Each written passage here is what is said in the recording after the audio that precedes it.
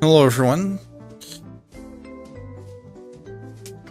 Glad we're gonna be doing some more Next Fest demos because, well, we've still got 10 of them. So let's go ahead and give that wheel a spin.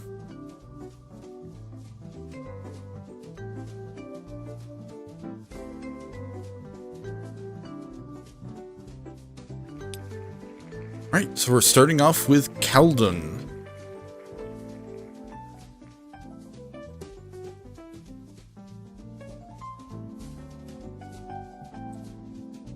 Which is a text-based strategy game.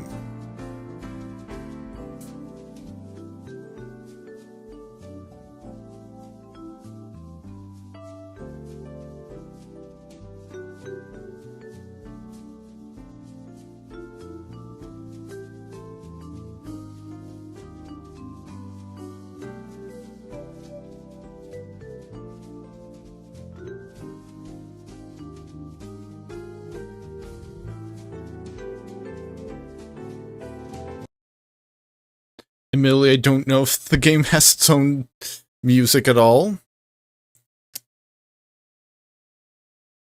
So I might have a...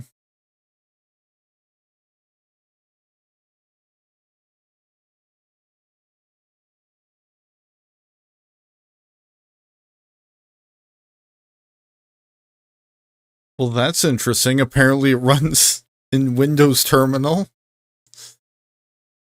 Which, I mean, it is text-based, so... Okay, and it does have its own music.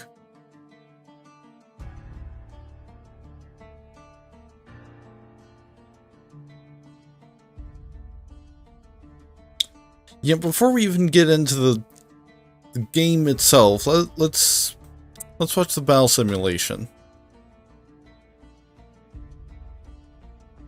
Yeah, sure, Battle of Hastings. Why not?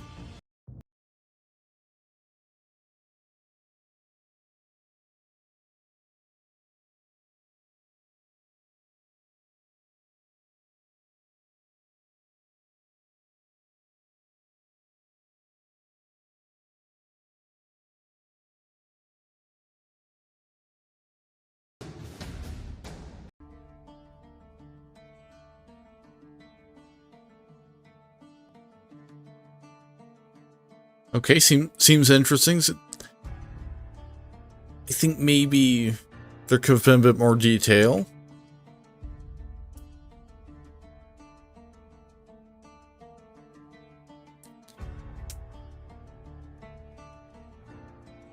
Okay, so we've got 3 scenario options.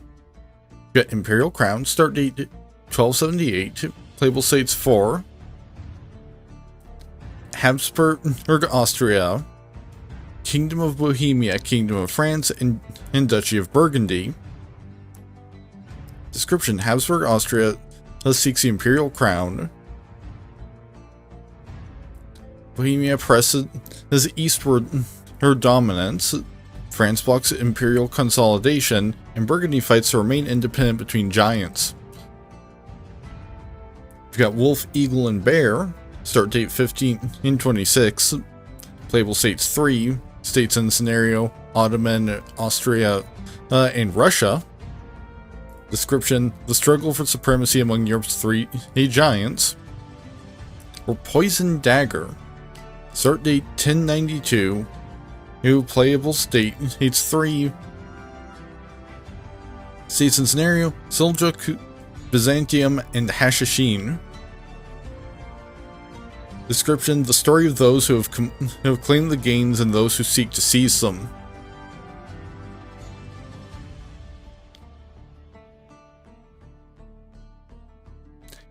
There doesn't seem to be any, like, specific recommendation. I'm gonna go with number 3.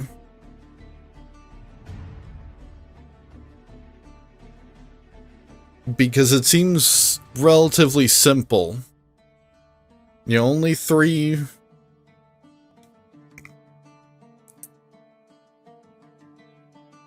Only 3 state options and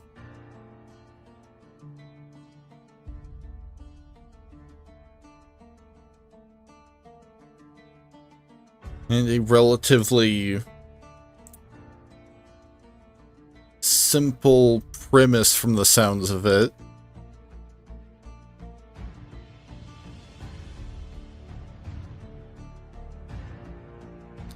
So you can choose between Seljuk, difficulty easy, Byzantium, or Hashashin, both difficulty medium.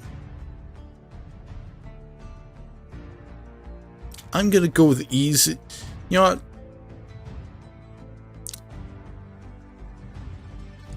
I've played strategy games plenty of times before. I'm gonna go medium.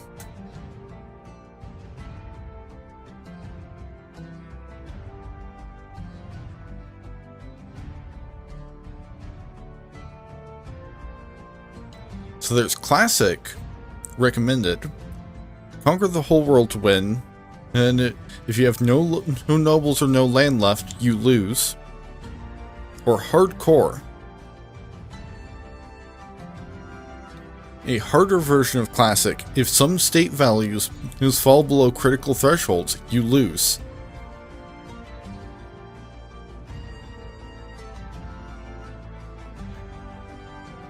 Yeah, I'll go with the recommended option, just to kind of get my bearings on how this works.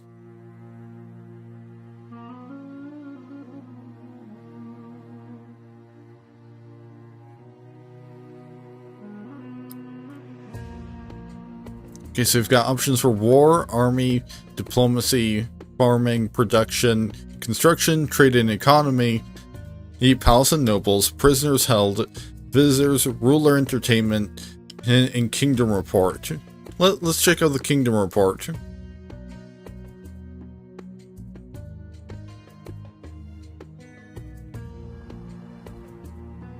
No data available for the summary report.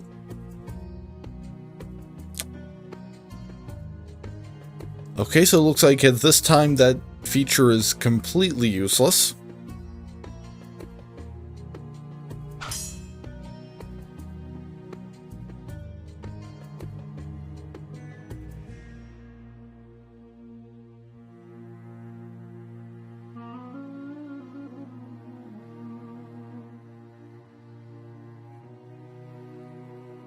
Okay, so we've got some commanders. Actually, no, we don't have any commanders, we just have nobles.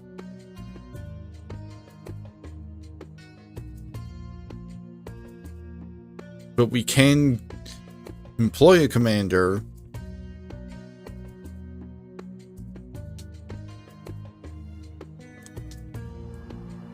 if we have the requisite resources.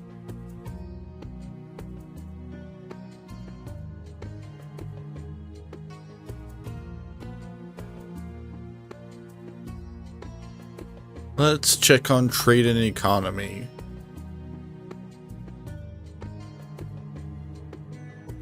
Stock exchange status, what?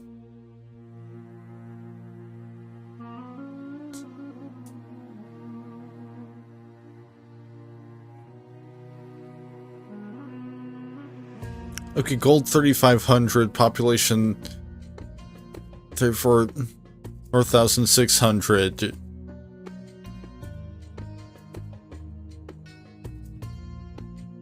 Not entirely sure what that is. This was at 55. I think maybe that's religion related.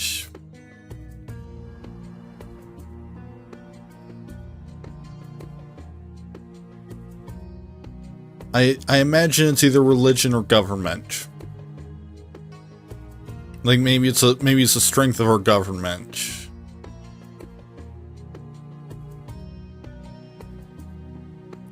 Ruler entertainment.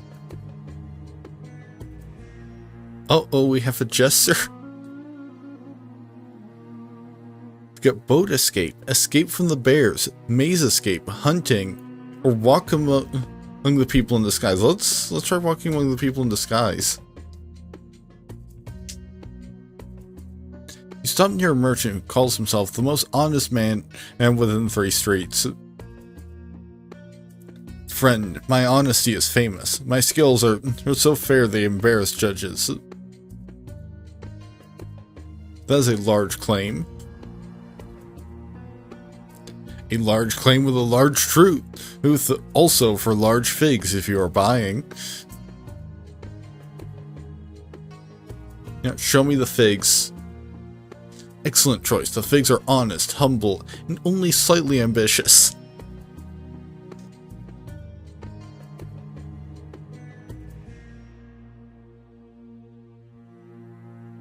Well, let's see who else is around. A poet sits beneath a plane tree. He tapping a reed pen against his forehead.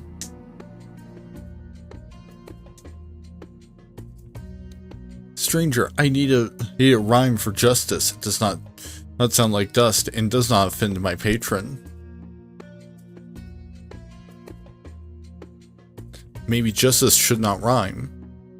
A bold thought, unpaid probably, but bold.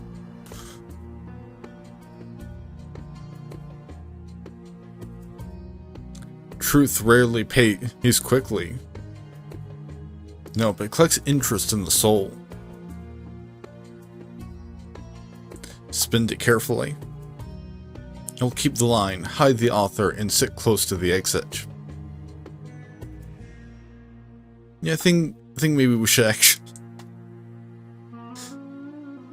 get into the meat of the game. In fact, actually, there's documentation. Okay, here's the most important statistic in the game. It represents your state's social cohesion, unity, and collective willpower. Or think of it as a glue that holds your state together.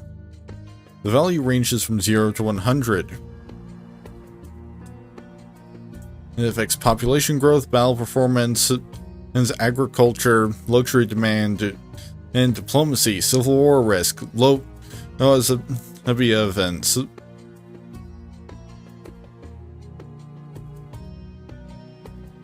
is affected by the tax rate, diet,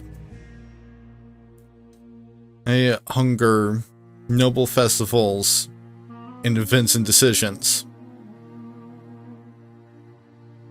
So you don't want to...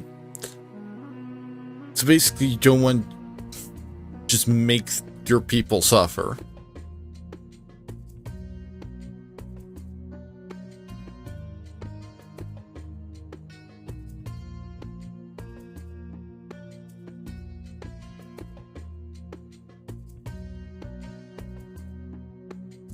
Let's just move into the next month.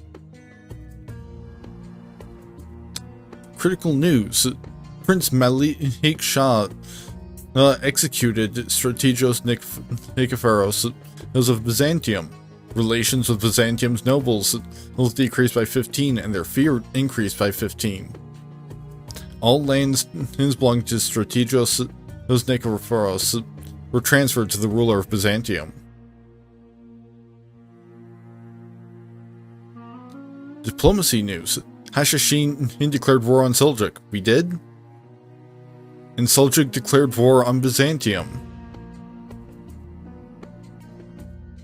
Noble news. Prince Anna Komnene attempted to secretly rescue Prince Isaac Komnenos from Seljuk, but the operation failed. Operation cost 375 gold. Hashashin's nobles recruited soldiers 2 times.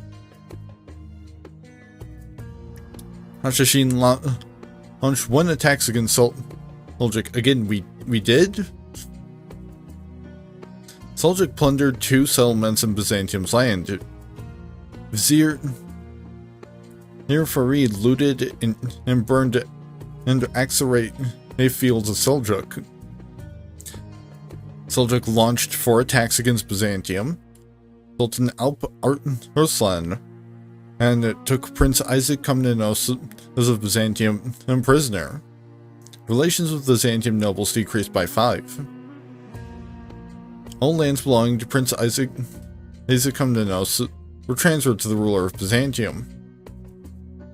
Prince Malik Shah escaped after defeat by a Vizier Nizar.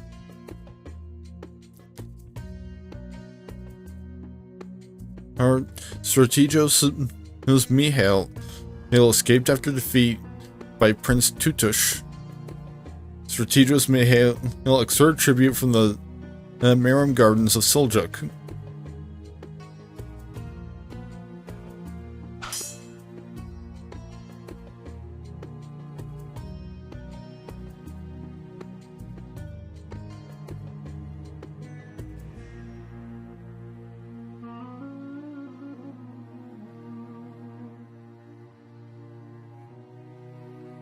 Do we have any prisoners?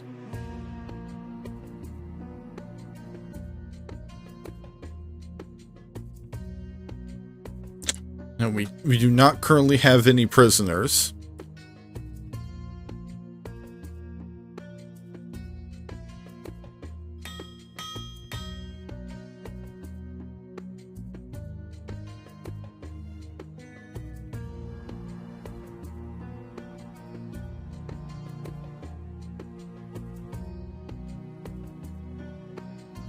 You know, let's train some artillery.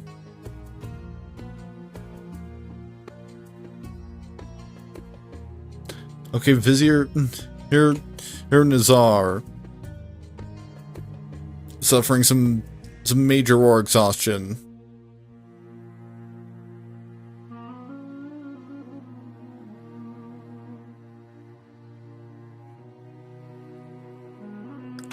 Let's give Prince Ahmad the artillery.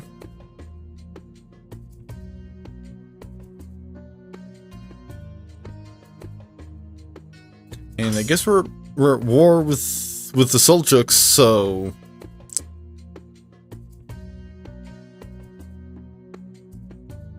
let's go after a village. Okay, took out Orchards is the least defended. And this is a chance to put our fresh artillery to the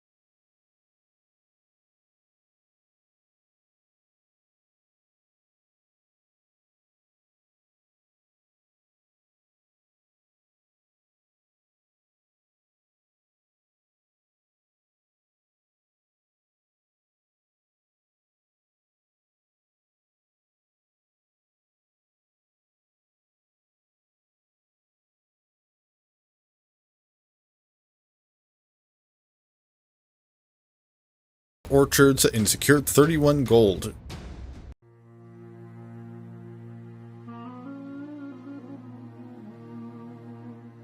You know, let's go again. Okay, Prince Ahmad now has 100 war exhaustion. So let's have Prince Yusuf handle this one.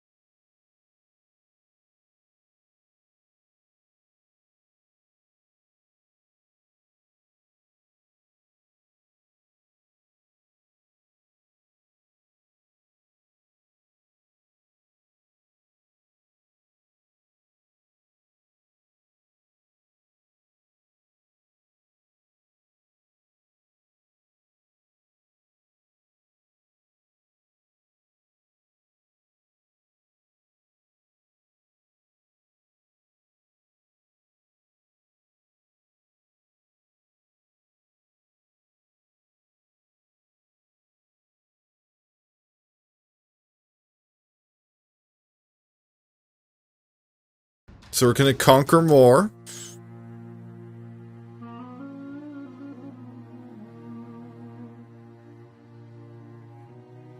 Yeah, I believe we still got...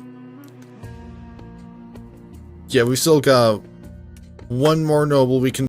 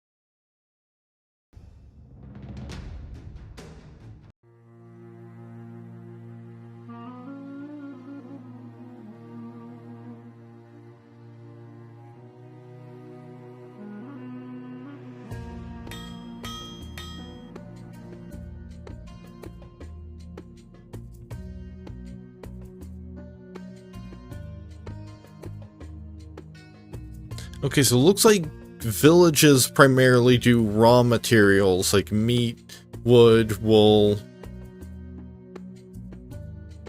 To really get more manufacturing, you need more cities.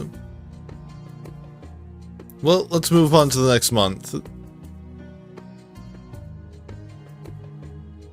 No critical news, no diplomacy news. Emperor Alexios Komnenos paid 1,500 gold to ransom Prince Isaac Komnenos from Seljuk. Prince Isaac Komnenos was returned to Byzantium. Hashashin's nobles, those recruited soldiers 2 times.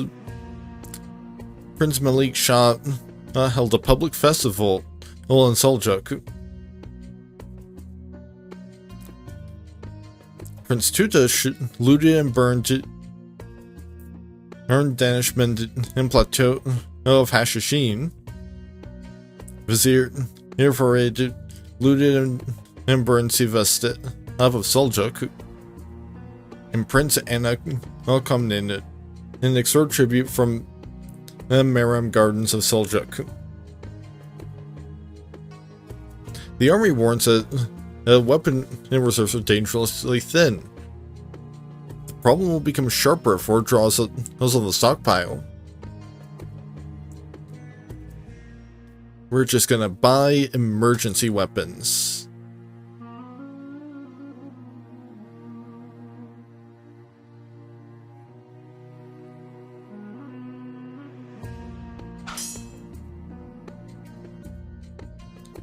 And I guess we keep conquering villages. Or maybe not, because like... I imagine war exhaustion.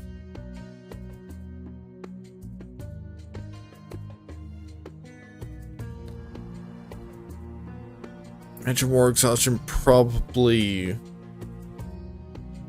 is a penalty to things that will be important in combat. Well, let's just keep rolling to the next month.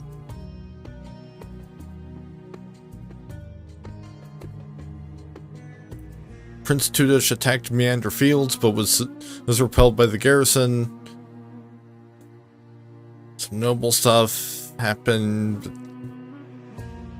Other than recruitment, I don't think anything of interest is on that list.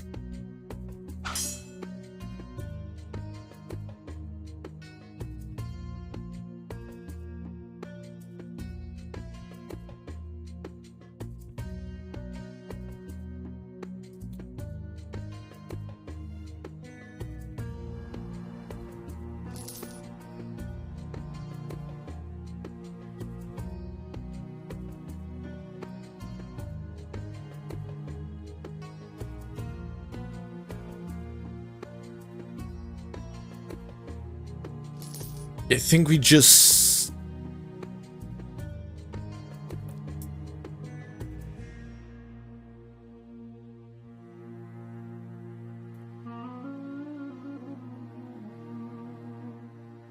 You pay the army in full.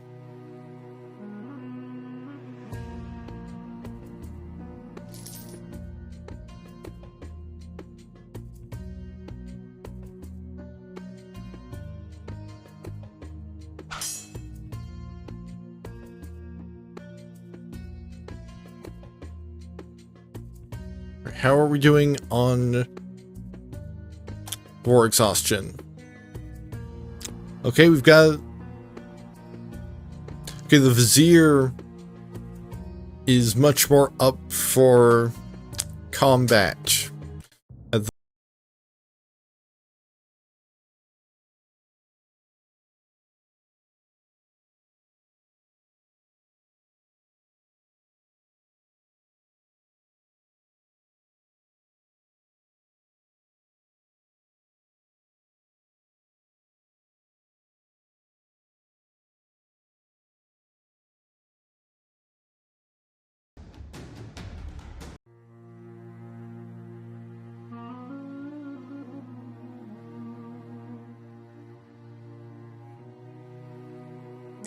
You know what, I'm starting to think that maybe this is not just because I've lost a battle. Either I'm not quite getting this, or this is not my kind of strategy game, I think.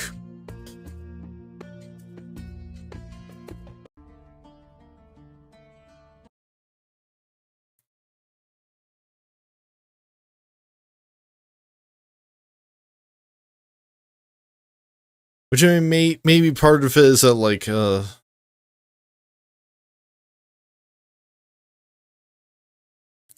closest I've really come to ever playing text-based games all that much was Dwarf Fortress, especially before the Steam version. You know, when it literally was entirely text-based. But then, not quite to that extent, because, like, you could see a lot more happening rather than happening even when it was always ASCII by default. Rather than relying entirely on relying heavily on information just being sort of reported to you.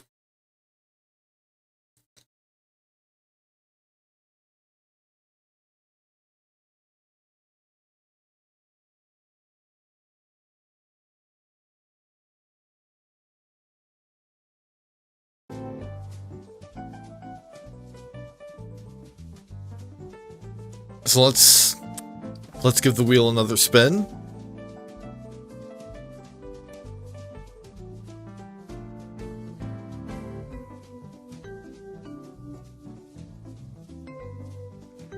Alright, so we're doing Desktop Explorer now.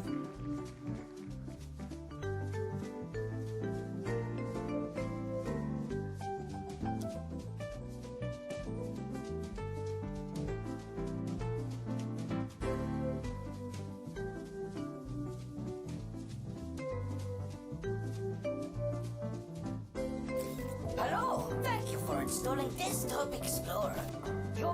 This is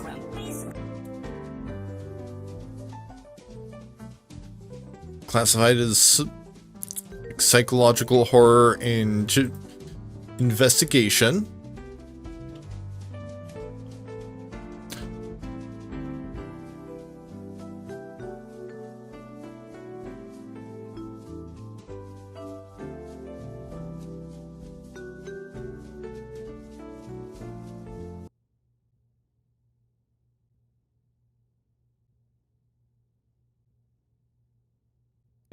English is fine. Computer usage.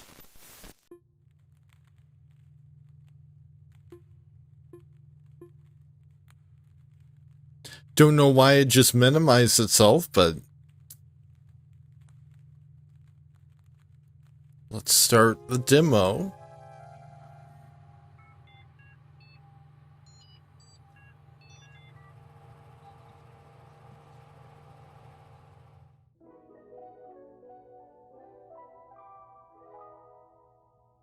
To begin, select your username. Okay, so I guess it's probably like that other game you have to. Yeah, it's probably like CD-ROM, where you have to earn a password for these other users.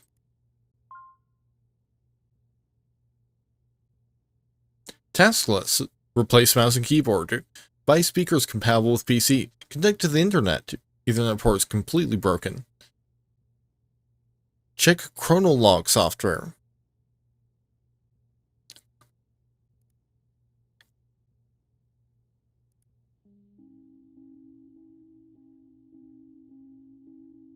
Welcome to Chronolog. Select an entry to read its contents or create a new one to get started. For the brightest lass in the seven seas. Every day it becomes a bit harder for me to remember. Every once in a while, I'll have what my doctor calls lucid periods, and recall memories I may never think of again. I leave you this information along with my computer.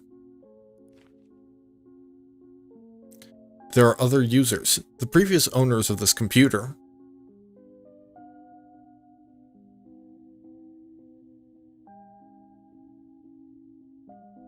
There's a strange program called Desktop Explorer. It's inside the OpenMate folder on my desktop. The password for it is your nickname. It's all related to the disappearance of someone I cared about.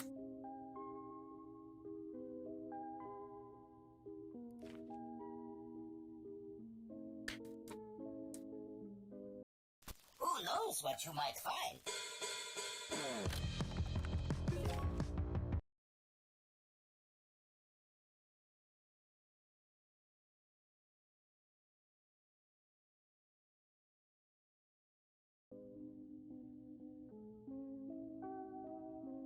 Yeah, unfortunately the game does not seem to like me clicking outside of it very much. In this computer you'll find my most intimate thoughts. I trust you with them since the only thing I admire more than your wits is your kind heart. I want to end this letter with a poem. If we're apart, look at the moon, for will do too. If I am gone, look at the stars, for I am with you. Goodbye, Guppy, your uncle.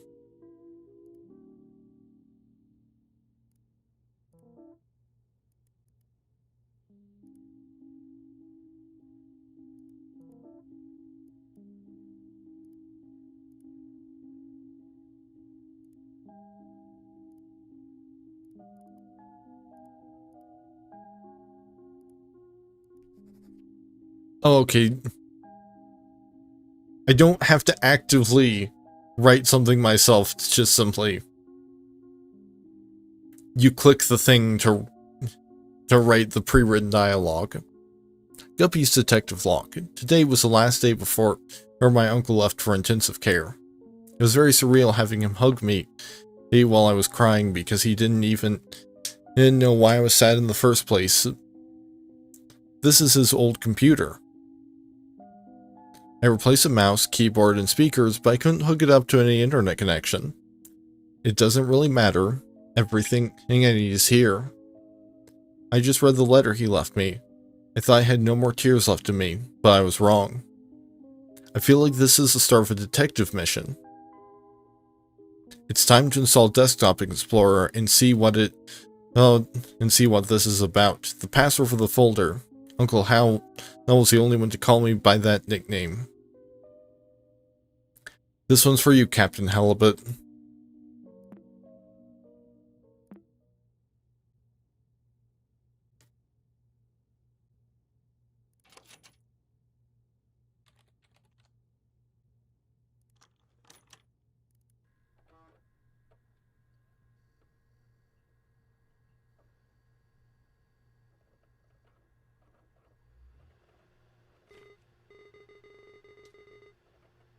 Hello, thank you for installing Desktop Explorer. Wait a second, I remember you. Do you remember me? It's your old friend Pizarro. I don't blame you. After all, it's been a while, hasn't it? I'll go over everything as if it were your first time installing Desktop Explorer.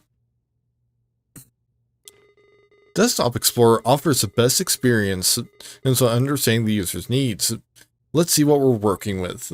Wow, I see you're a pretty average user. Nothing wrong with that. You'll be presented with puzzles around basic computer usage. Pretty simple stuff. Puzzles will look like this. Your goal is to find the password and unlock the next puzzle folder.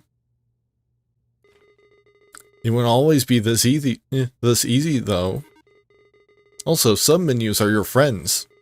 Most programs have submenus. These tools could come in handy, you know. Who knows what you might find? These puzzles will test your ability to think outside the box. The world's your oyster. Be creative and have fun. Try to keep up and remember all the details. Take your time, my friend. Good luck.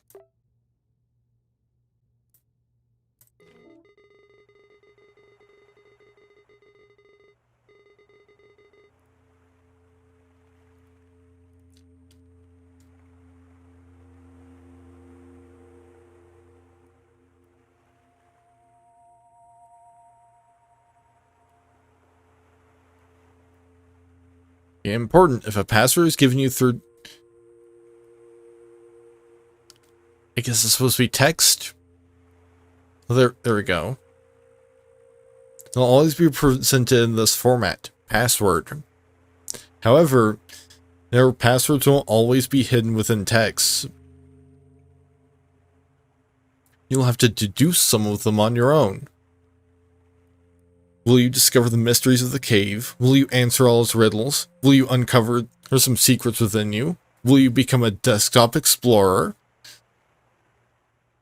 Remember, if you ever need a system tip, just click on that light bulb icon on your taskbar below me. I'll do my best to help you out.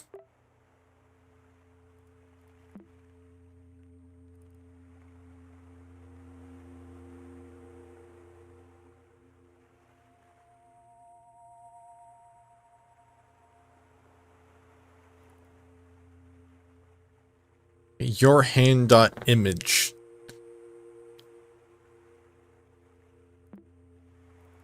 Cave's mouth. Image. You are lost. You find yourself between the sea and a lush forest, dragging your feet in the sand of a beach you've never seen before. Aside from your wits and senses, you bear only a small compass which has been damaged in a fall. Among the shore's dark rocks, you spot what looks to be the entrance to a cave. Approaching it reveals that its entrance is narrower than you anticipated. Letters written in the sand start fading away as it starts to rain heavily. Before taking shelter, you manage to read some of it. You assume it's the cave's name, Fortuna.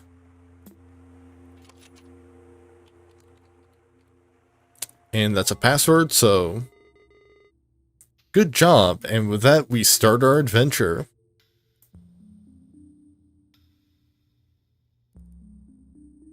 And we've got inside of cave, and torch.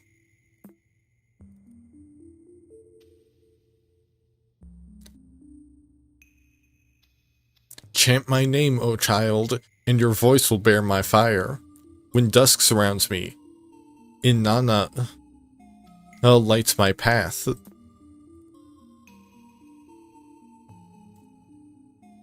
As you glance up inside your new shelter, you notice a few cracks between the boulders on top. You quickly realize the lack of natural light in here, despite not being able to see much of the cave's darkness. You stumble upon a stick next to a rolled up scroll. As you open it, you discover it's comically long. Okay, and that's another password.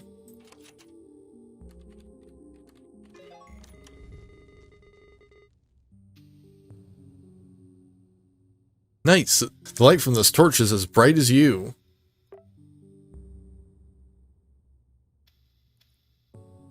After barely pronouncing the name you read, at the tip of the stick you were holding kindled into a soft flame. Name it. You now hold a torch of suspicious origin. With a newly lit path, you press onto a room with a wide history of a papyrus that is on the floor. You now note some writing scattered on it, along with some suspicious-looking creases. You read, "Answer quickly and answer proud. Oh, solve my riddle. I'll say it loud. I garden the flowers with my hose. When you know it, I use my nose. The rest is lost within the paper's folded format."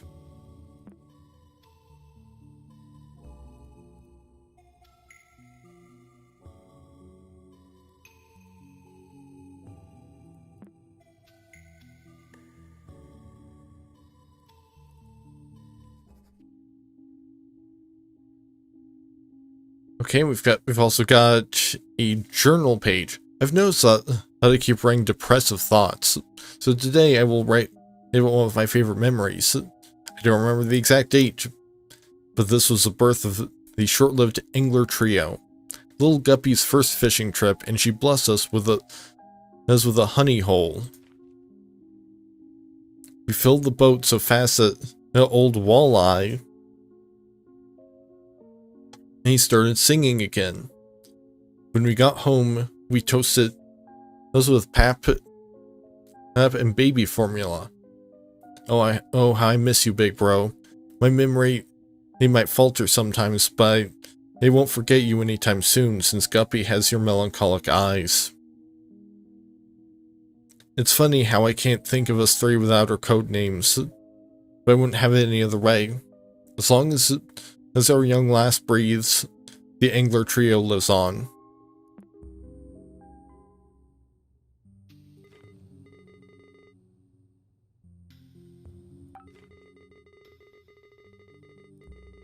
Yeah, okay, I've figured out that I can...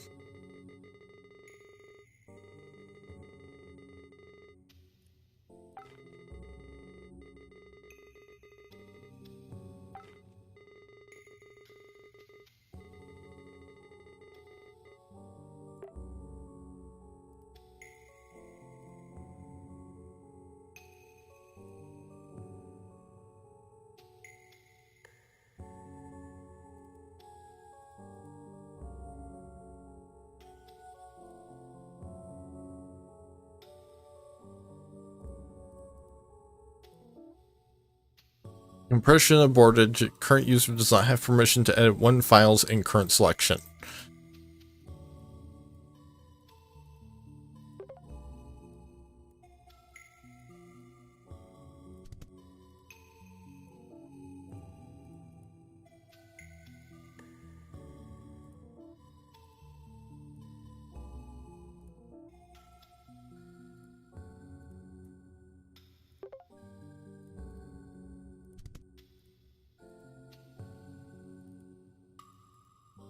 Okay, so it said something about format.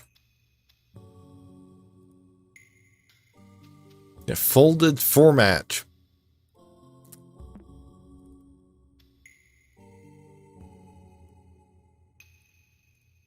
There lies the answer.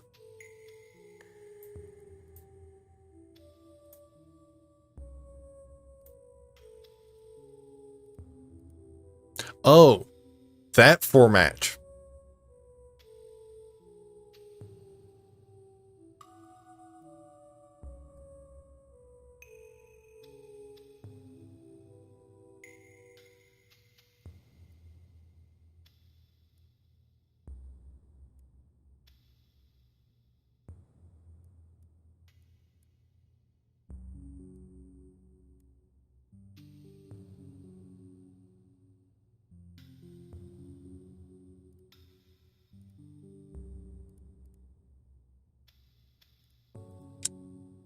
Still kind of unclear.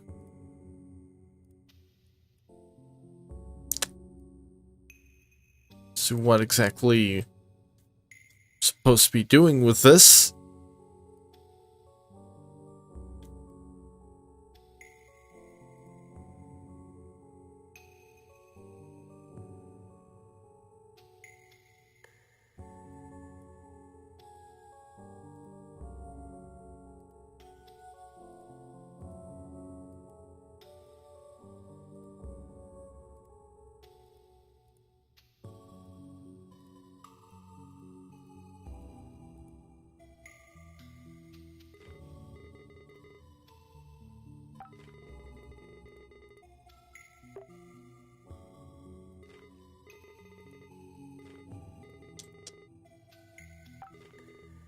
Do you know Pizarro was the name of a famous explorer?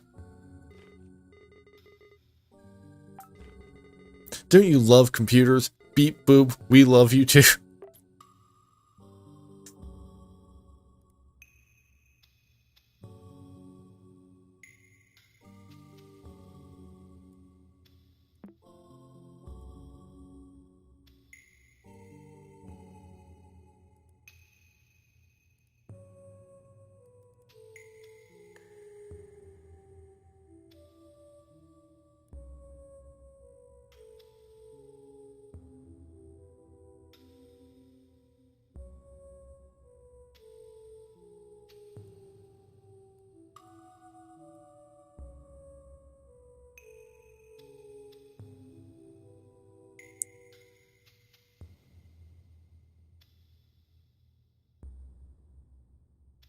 You wouldn't call it a nose.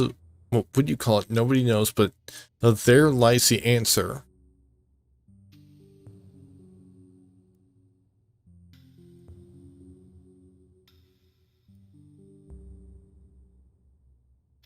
And there lies the answer is in red, so maybe.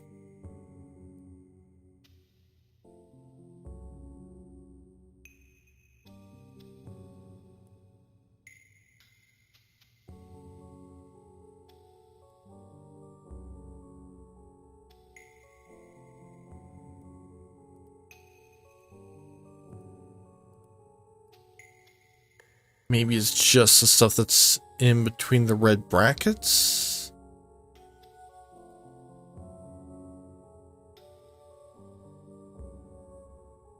Because I don't think this is a password.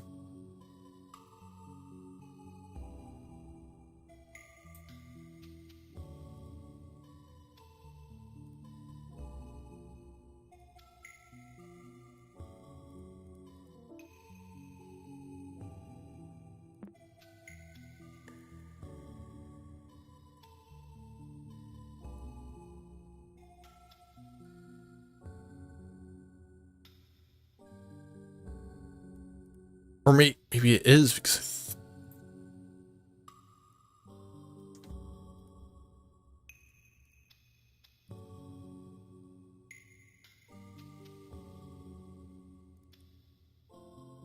yeah, because they do use brackets to designate passwords.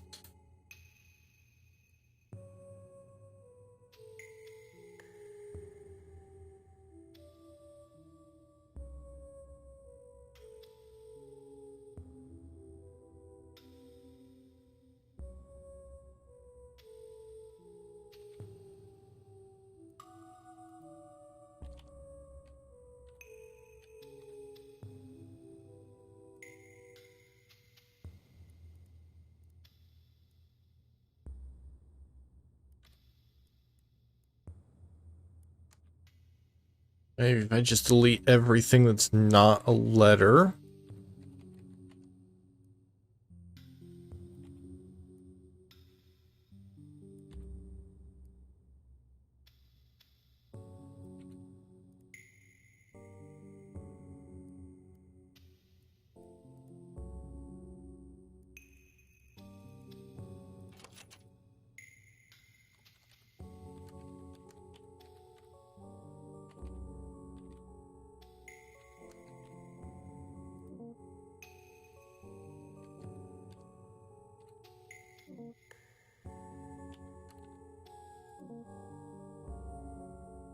Okay, something's wrong there.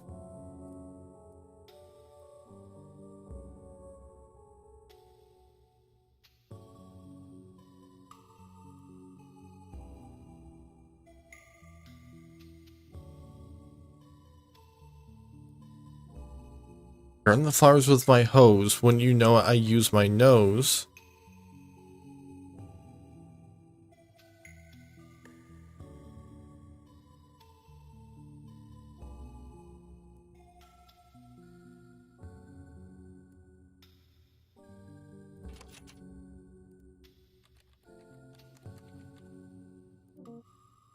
Well, it's not elephant, even though, like...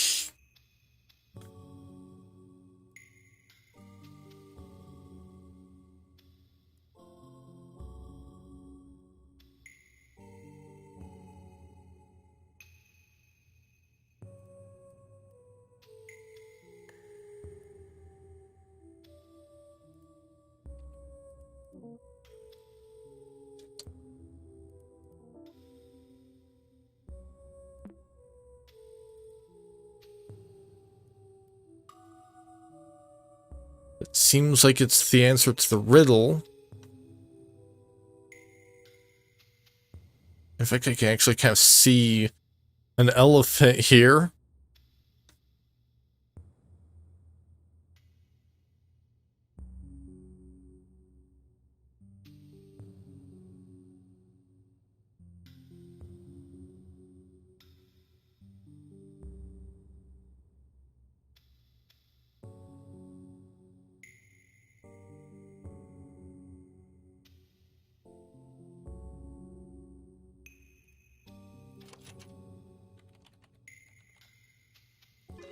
There we go.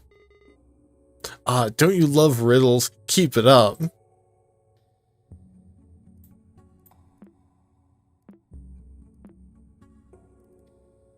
As you solve the riddle after folding the papyrus, the elephant's trunk points to a path in the distance. Was it always there? You make your way through this passageway, which leads to an empty enclosed space within the cavern. It seems to be a dead end.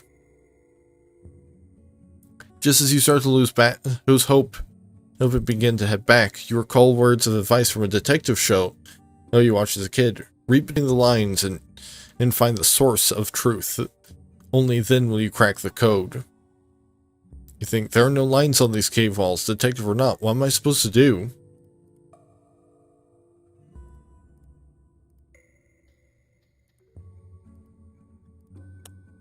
You look at the source code. On your left, you notice that the wall is thinner than the others. The word salve is inscribed on it.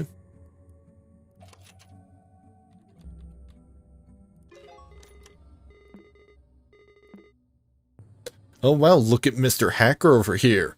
You're thorough.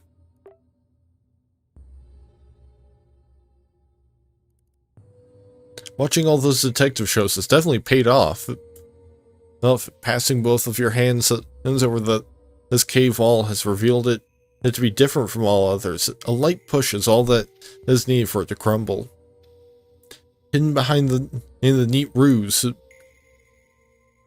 you encounter 3 doors. 2 of them lie beside you, and the largest one in front of you. Below the central door, there's a yellow key.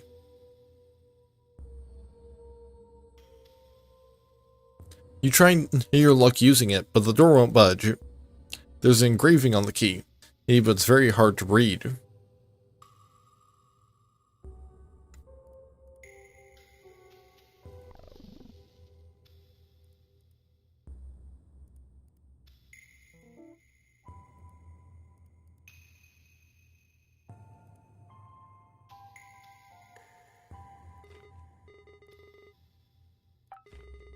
Got any new system tips? You have second thoughts on a file you named before. You can always rename it by clicking its icon. Okay, do I just change?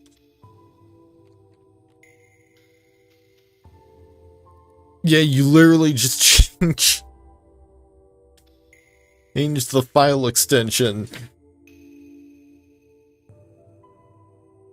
You hold the key tightly and concentrate. You're very close, but you struggle to form a clear image in your mind.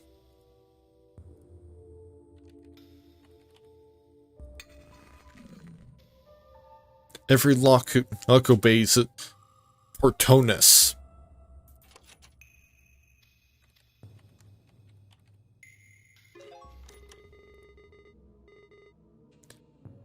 Oh, what great imagination you have. Great work.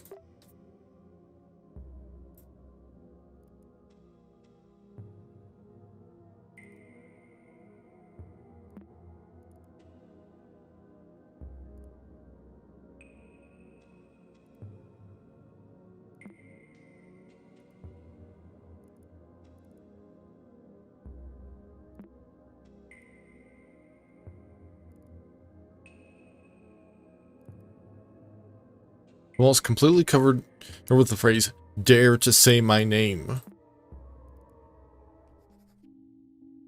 My doctor suggested that I write about this line by line, so I'll give it a go. My big brother died on a rainy day. The rain wasn't enough to smother the flames. I couldn't help at all. I trembled for hours during that day. My big brother couldn't escape in time. I saw his face and body engulfed in fire. That thing did not look like my big brother. This is stupid. I don't need to recount step by step how my brother looked like a ghoul in his last moments. How is that supposed to help me? How is this supposed to end my headaches? I just ruined my morning writing this. And if I forget everything like everybody says, how is it that I can't forget my brother's withered face? How's that for amnesia?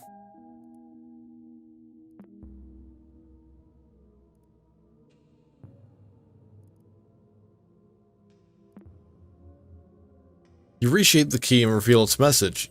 You turn the lock with it. A small chamber like a closet is behind the big central door. The rock walls of this compartment are completely covered with the same etched phrase, "Dare to say my name." You know from experience that speaking aloud would hold some type of power. Examining the room, you are sure that the only way forward is to call their name, whatever it may be. Who wrote these words anyway?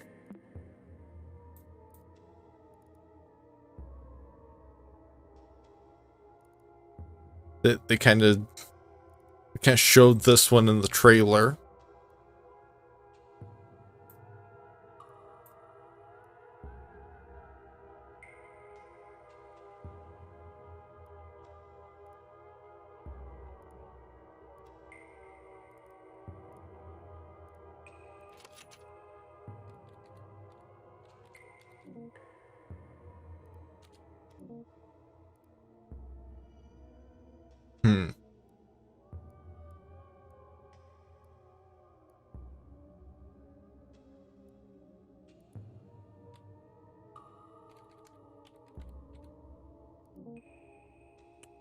Okay, it's not that simple.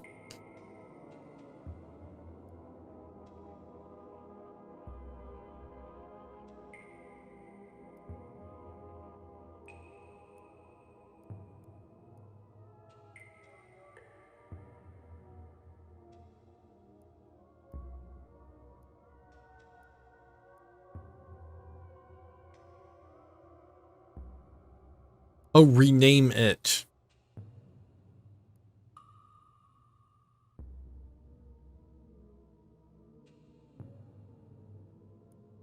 Which is pointing to the other puzzle.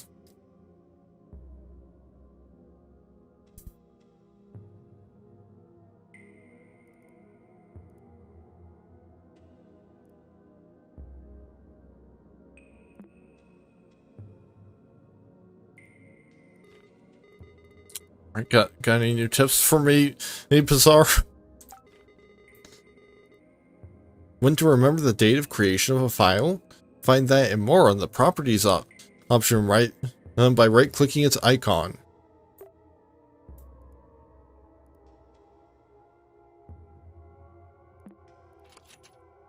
So MMTT? Great thinking. What kind of name is that, though?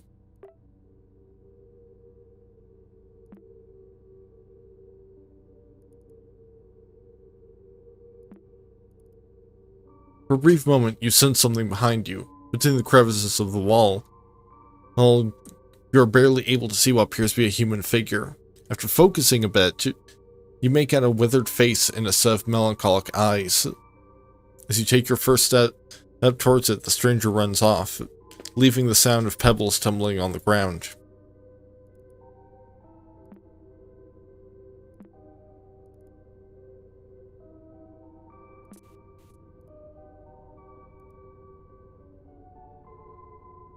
Okay, it changed names.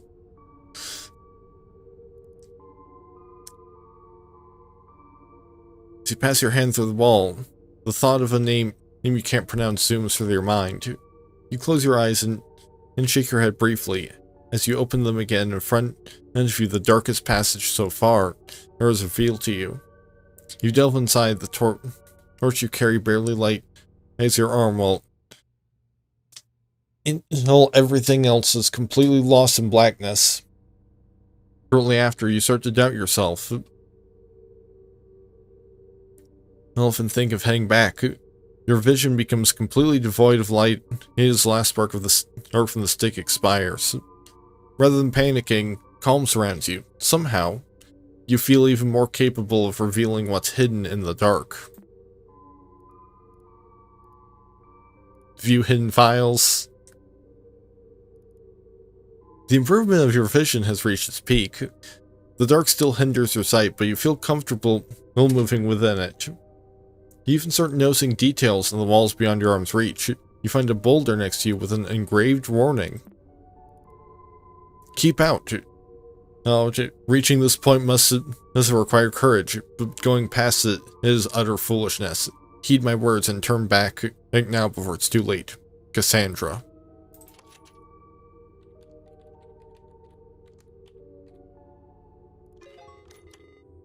Wow, nothing gets past you. Fisherman and of great eyesight, I guess.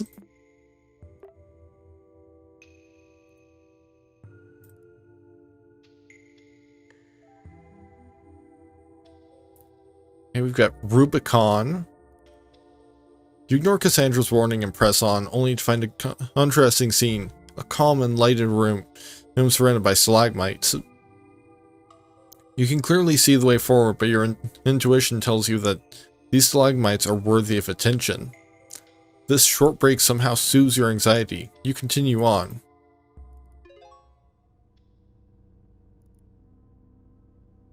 So I've got a flat stone. Continuing the trail past the stalagmites, 18, you reach an uneventful dead end. Based on your experience during the exploration, you're convinced there's something more than meets the eye. You spend the following hour inspecting every crevice of the walls that surround you. Now you can be absolutely certain there's no path forward. While scratching your head, pondering what to do, you hear a loud thunk far off behind in the cave.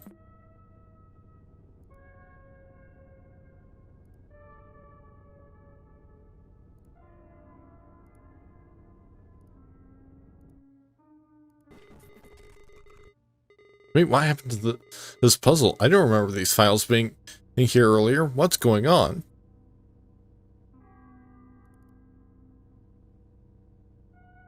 So we've got no escape.image, which is this, and stuck.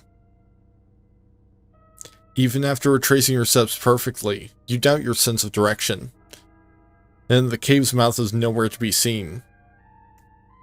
It's only when you find the scroll from the beginning of your adventure on the ground that you hear the storm outside. You have successfully backtracked to the entrance, but the landscape has changed. The only exit from this cavern to the shore has been replaced by walls and stalagmites. On the ground lies a chisel of some kind. You could use it to carve some kind of symbols into this new landscape.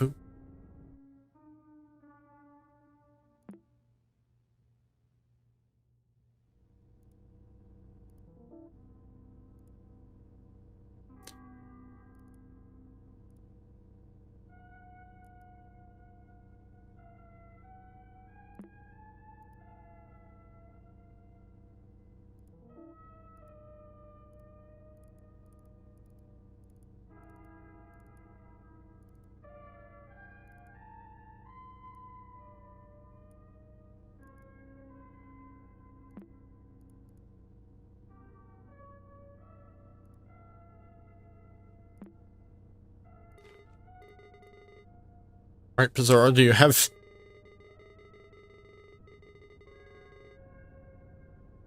Yeah, File Explorer's navigation not only lets you move back and forward, but also up on the folder stack, yeah. You can pause and play music tracks by clicking on the next stamp icon on the bottom right corner of the desktop.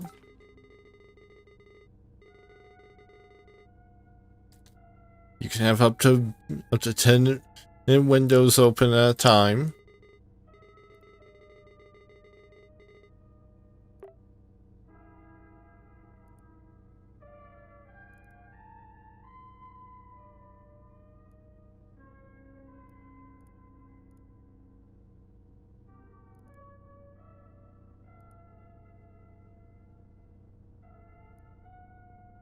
Oh, and now you saw me as just a one singular little symbol here.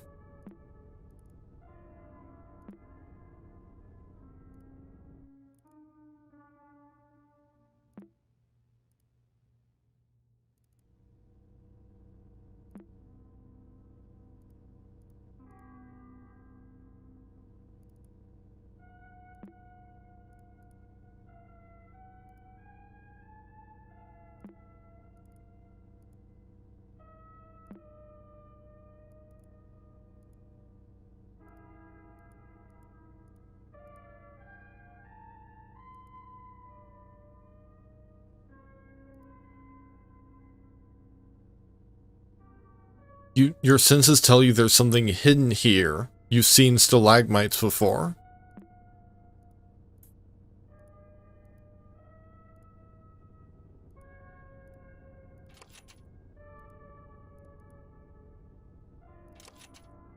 Perhaps is a password Rubicon. Good job, you cleared puzzle 8. Things are getting weird though. Oh, why don't you stop here for today?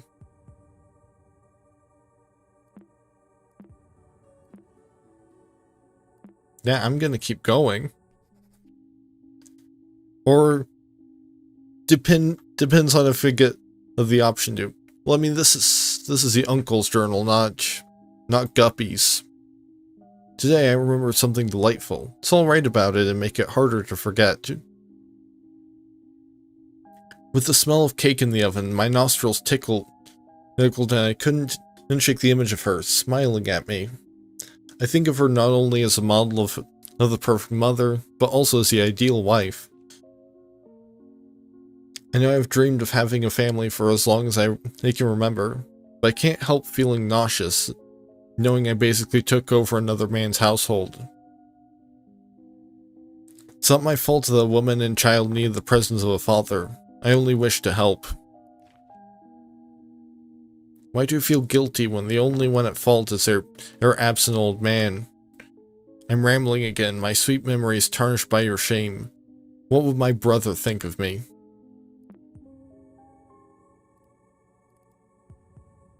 The moment you stop carving, the wall before you starts to move, as if a small earthquake takes over the cave. The landscape revealed in front of you is now a long hall-like chamber. It resembles an auditorium or altar. Its features seem designed by humans, yet shaped by irregular erosion. At the center you find an empty stretch of space surrounded by unordered piles of stones.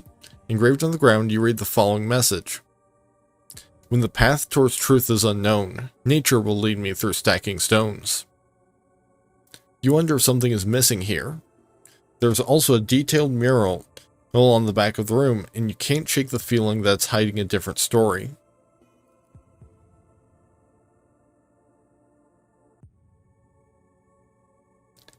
Yeah, I've seen at least 2 of those symbols before.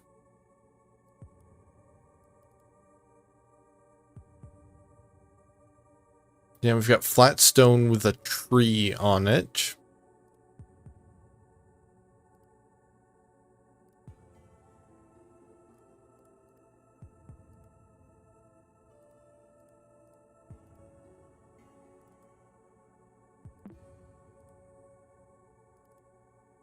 You can see that this is that symbol here.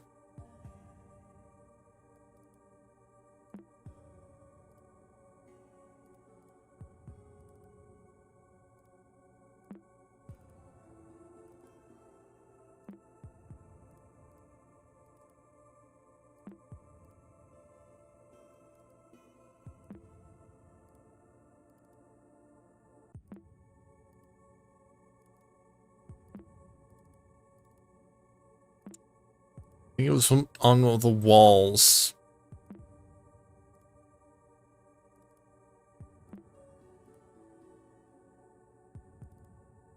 Yeah, no escape. Image.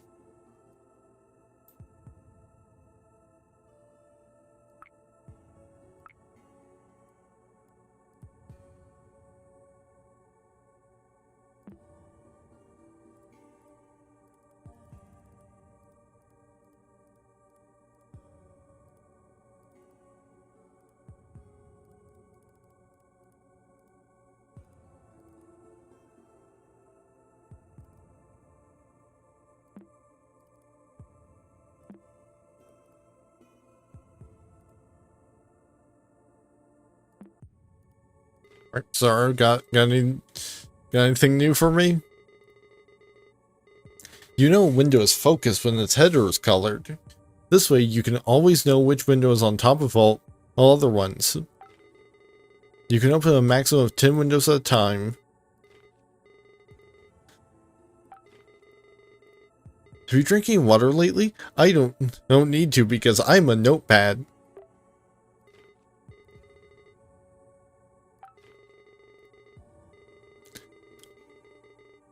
And you can zoom in.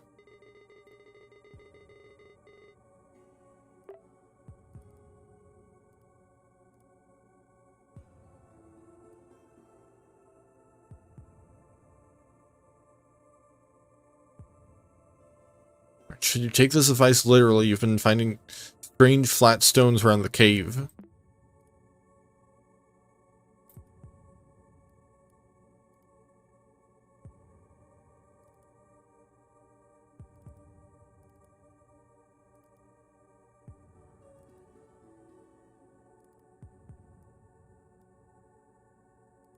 It's stacking stones, so...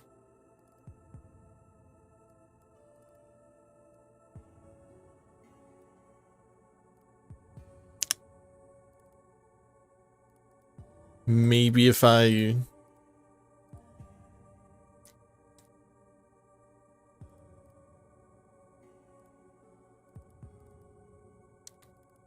take all the pictures of different stones and pile them together, that will do something.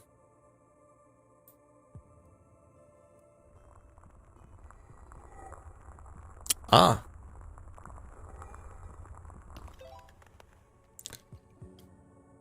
New file added, colorlens.exe. Bouncing the stones cracks something inside them.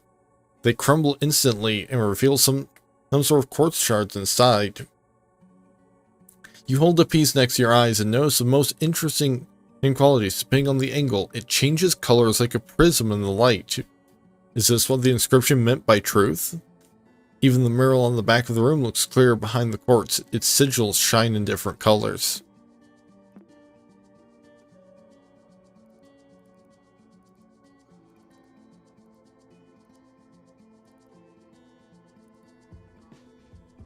So I guess I'm installing colorlens.exe.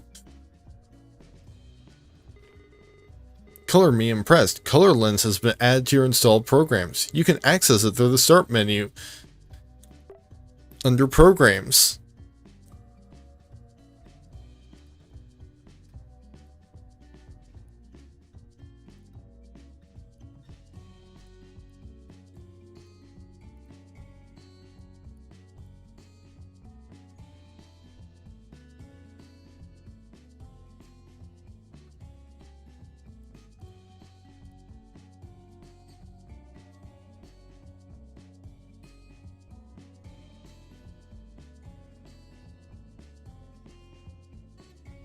Okay, so the blue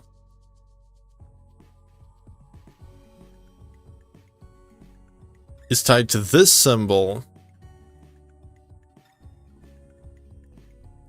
Makes these two sad, and this... I think this figure just becomes a jar?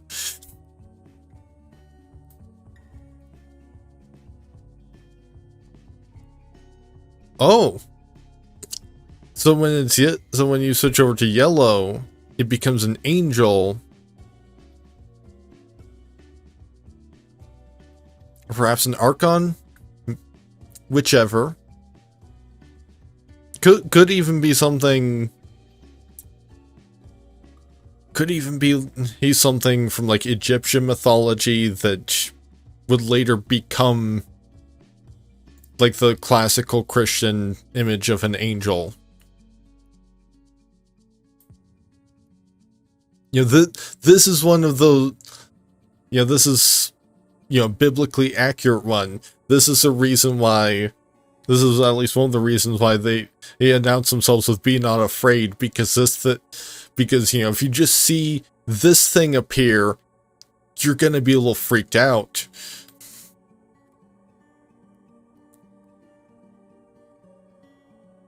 Then red. And we have anger. And this figure is burning.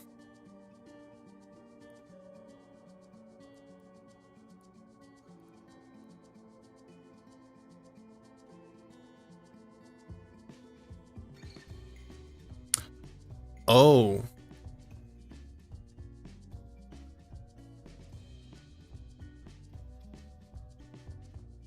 So perhaps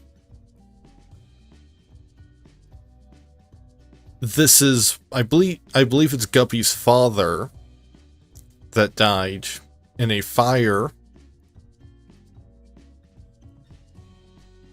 Blue, sorrow, urn. So probably funeral or memorial service.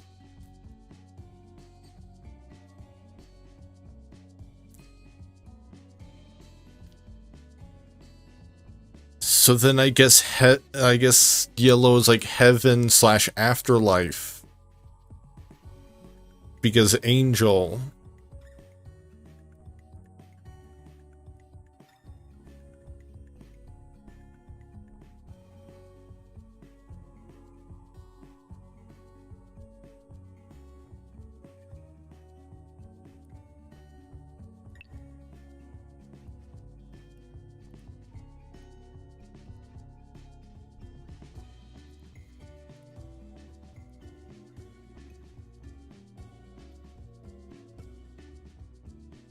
Will we meet at the river's end? Do you miss me?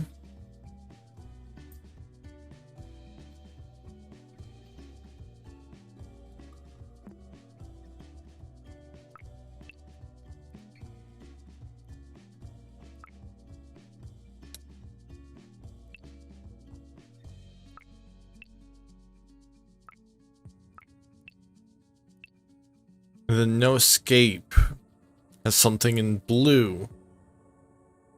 No escape, no escape, no escape.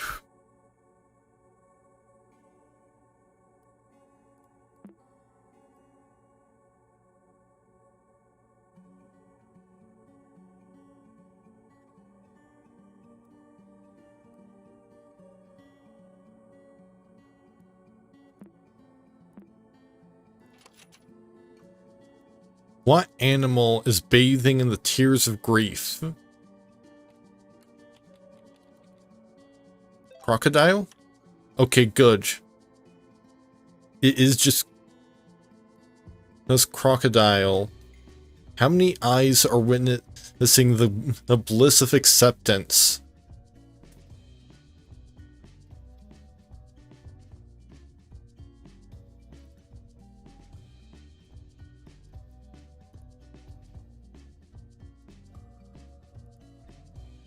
Okay, so I guess blue is grief, yellow is acceptance.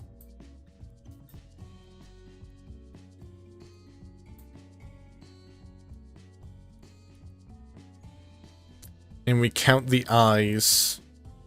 So there's 1 here, 2 here, assuming we don't count the closed eyes. So 3. Then 1, 2, 3, 4, 5, 6, 7, 8, 9, 10.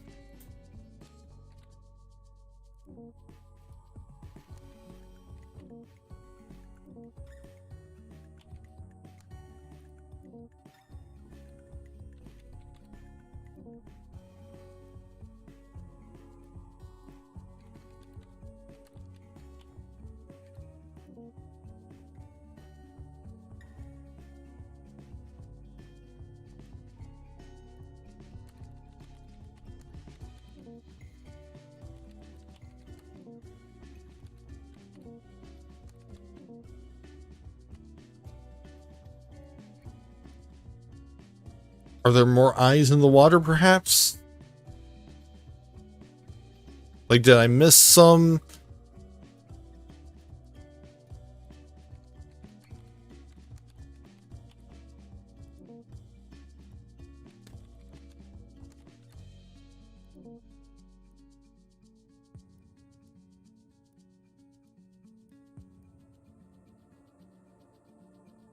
There is one more eye here.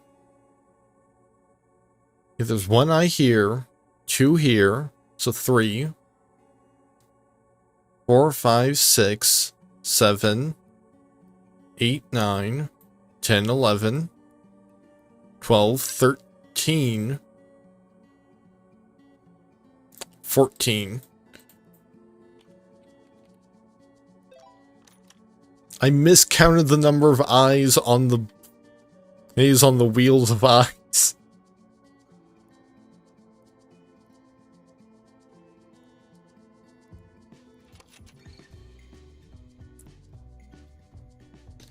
How did wrath manifest around the person on the boat? Well, that's an easy one. It's fire. Wait, this question feels out of place. This definitely isn't part of the puzzle. Do you know who they're talking about?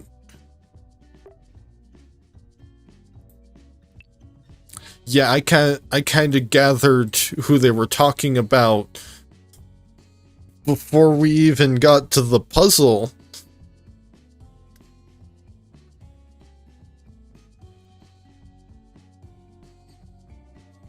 Oh, there's family photos.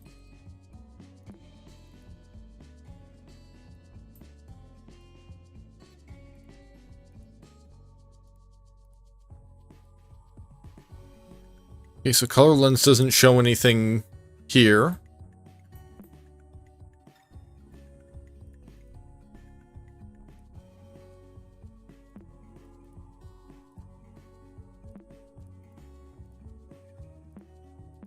I believe...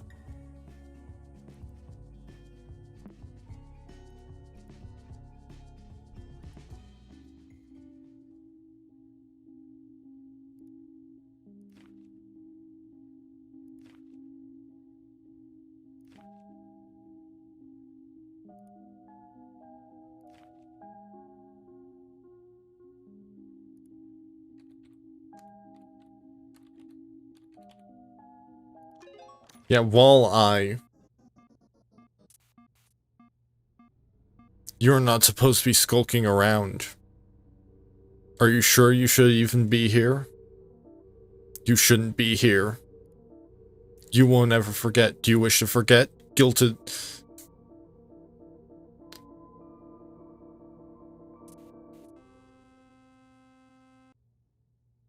A fatal exception, OM has occurred at 351.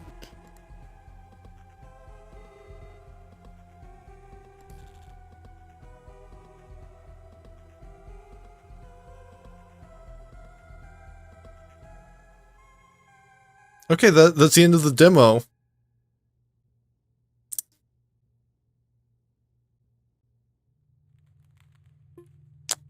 It's pretty neat.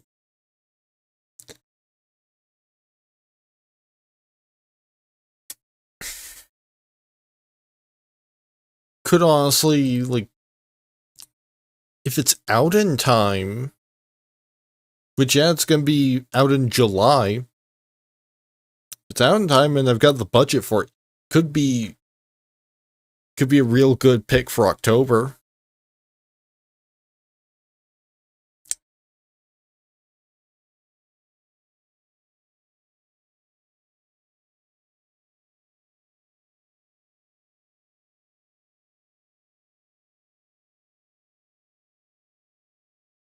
But in the meantime, still got 2 hours of time, so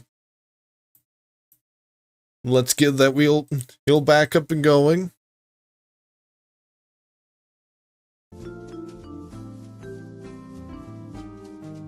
And let's... Okay, did already remove...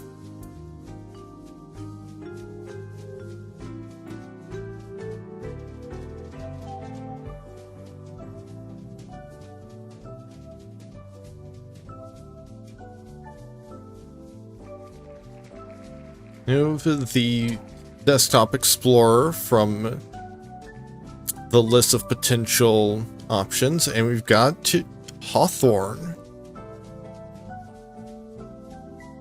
Which I get the feeling that this one might Might be less complete than a lot of the other demos, given that it's specified as proof of concept.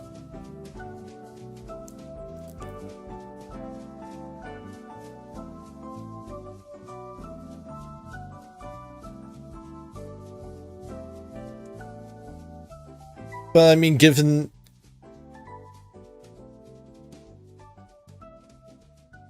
Okay, apparently it has perhaps multiplayer, given that I'm being prompted on whether I want to allow it to access this networks.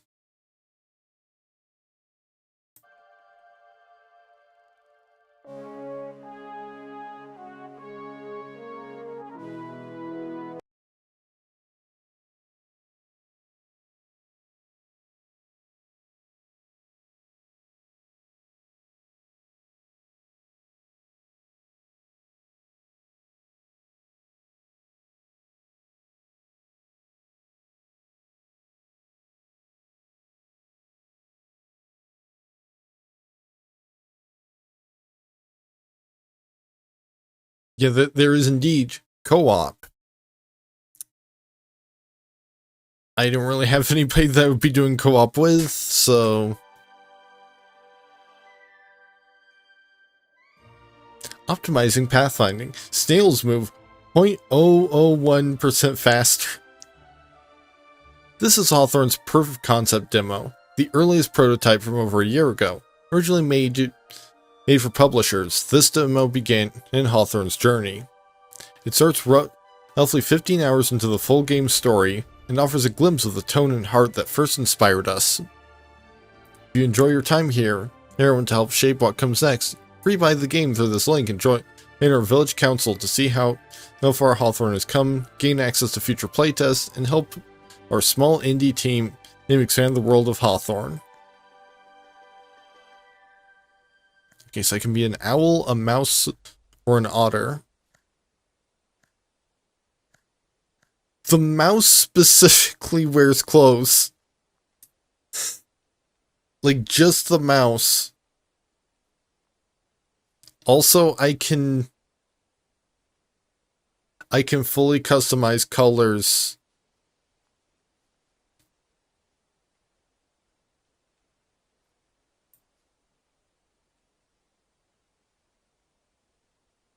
Yeah, I can be radioactive green.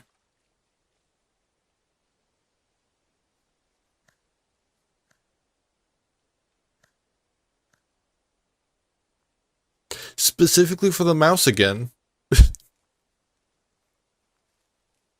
Oh wait, no. No, I just had to...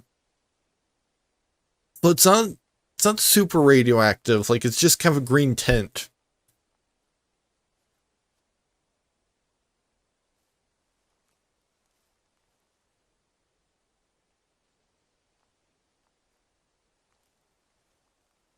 The only otters can use tools and use them and are the masters of swimming. They do not become tired from being wet.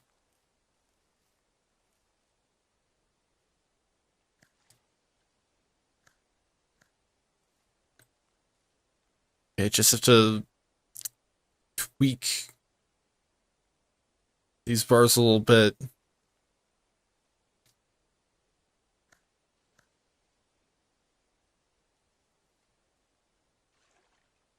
This character is able to be ridden by smaller...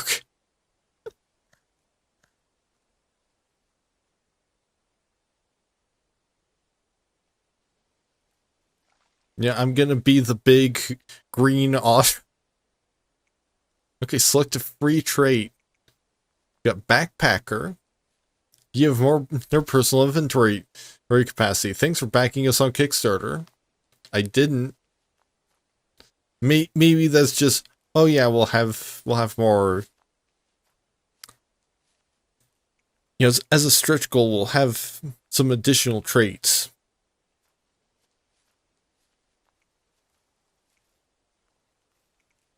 Outgoing. You've been known to tip your hat to a snail. Gains extra happiness when beginning dialogue.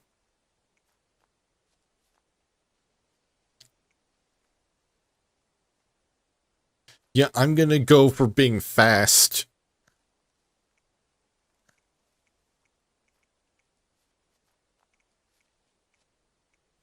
Oh, and I guess I have to...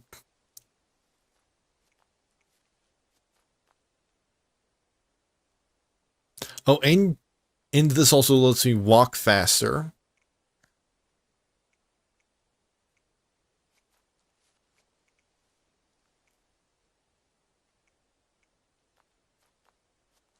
Yeah, sure. Hates vegetables. Work in progress. Trading quirk options are just basic prototypes.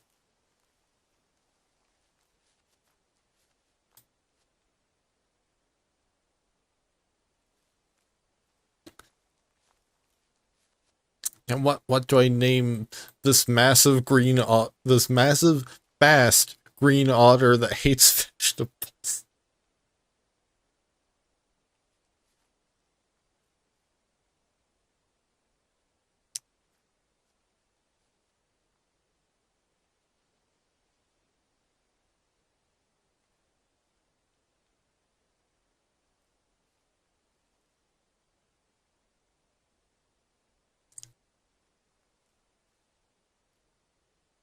You know, this is kind of Bloomborough adjacent. Like it's the same kind of theming. Only I don't know if there's magic in this setting.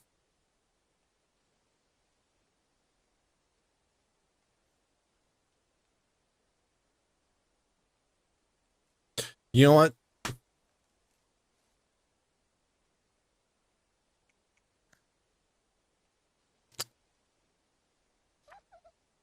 Good morning to you, my friend. It's been too long.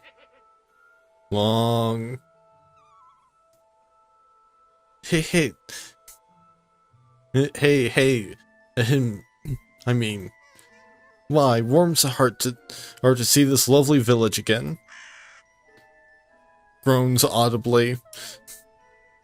My dandy nephew won't stop nattering about that festival of yours. Blimey, we haven't missed it, have we? Missed it. All done already.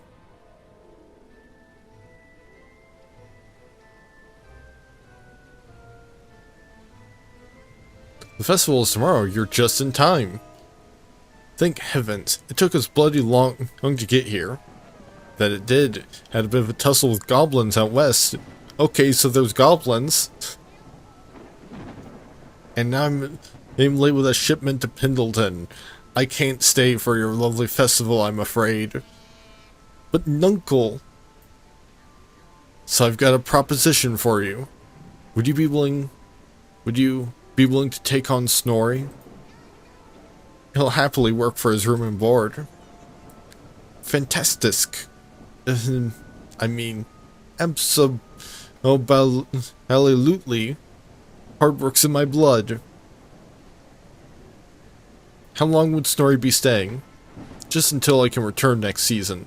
I really appreciate this. It means so much to Snorri. Oh, wunderbar. This festival keeps getting better. Thanks again. And I'll stay for a few hours. Come back and see my wares. Wares.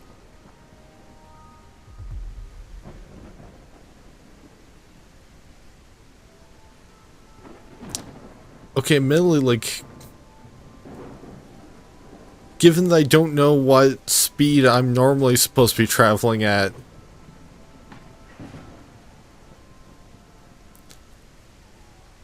hard to tell if I'm all that fast. But I did pick the specific traits.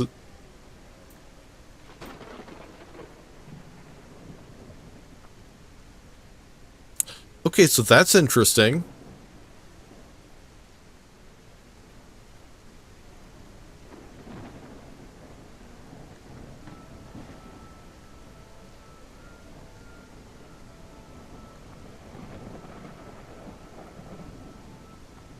You have to have motion blur on, otherwise the game...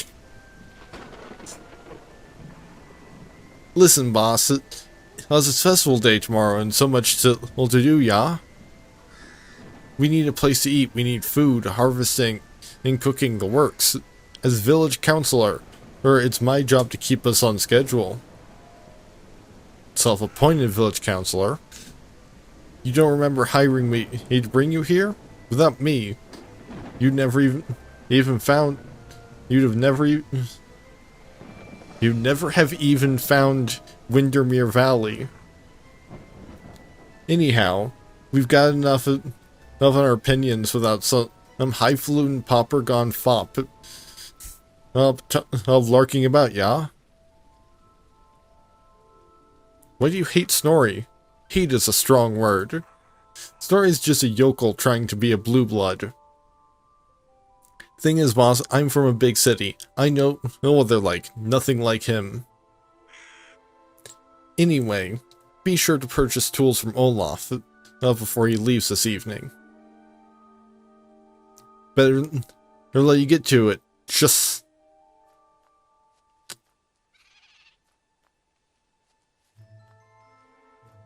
Yeah, I have no... I guess maybe, like...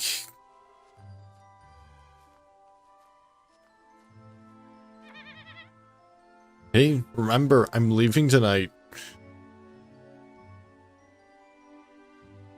What do you have for sale? A pet, some pebbles, some twigs, some hats.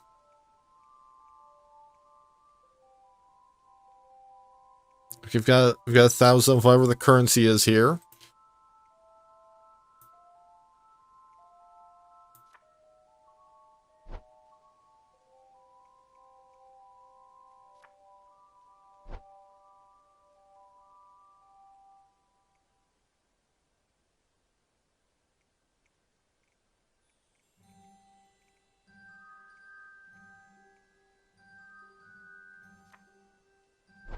And yeah, sure, I'll buy a hat.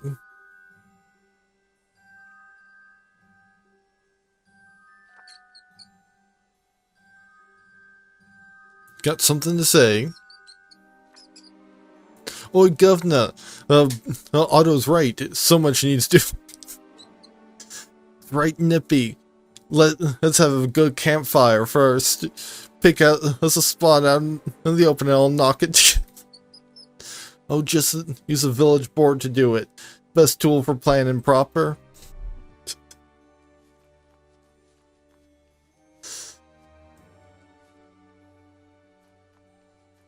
Okay, I believe I have an attack, which will be helpful if we ever encounter any goblins, I guess.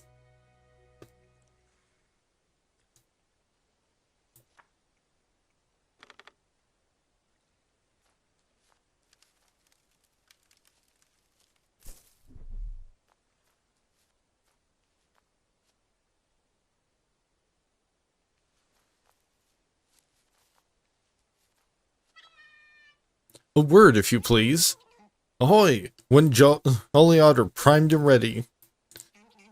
Need twigs and pebbles for that fire? I'll fetch any bits and bobs we need. Foodstuffs, the lot. Just plan what you want, and I'll bring in everything I can from the village gather list.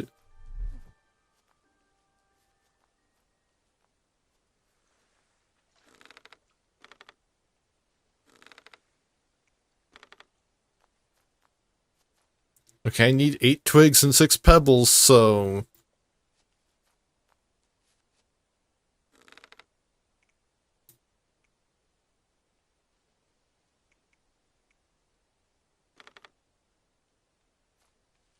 So is he doing it?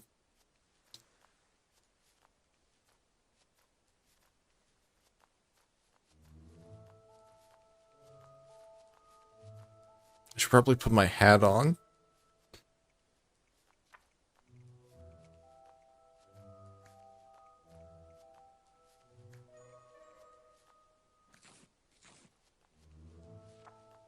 Yeah, he's doing it.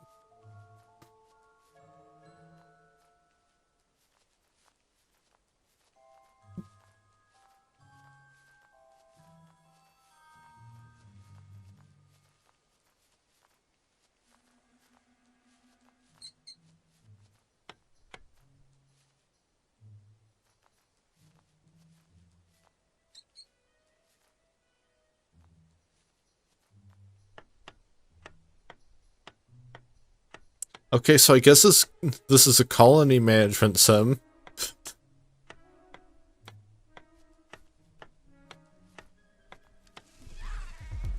I'm not sure I quite got that from the description.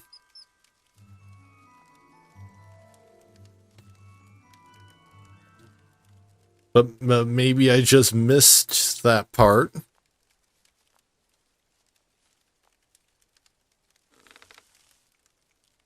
Okay, so now I can cook things if I have materials.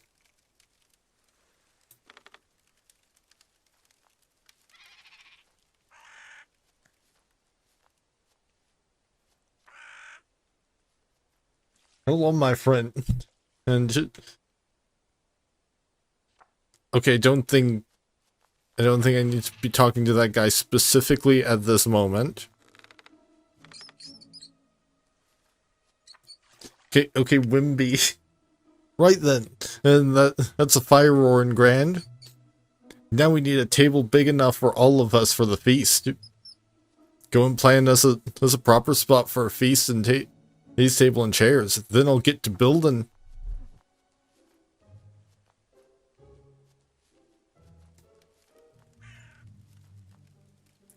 Z to edit village.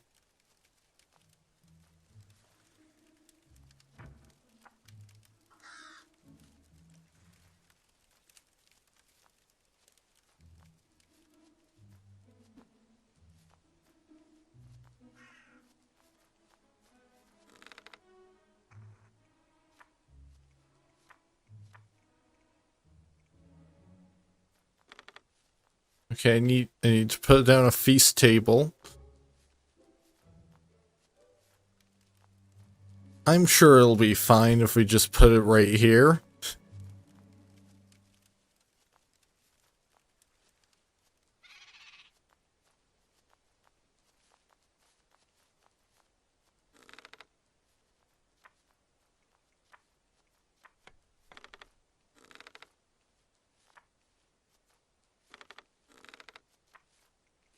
We also need chairs.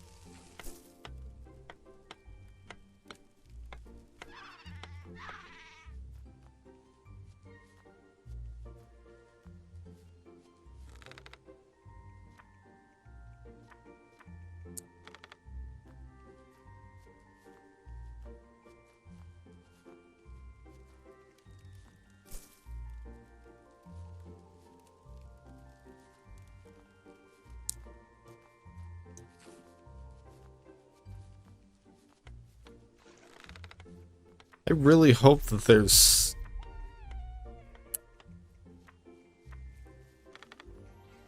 a bit more to this than just build thing, listen to request, build more things.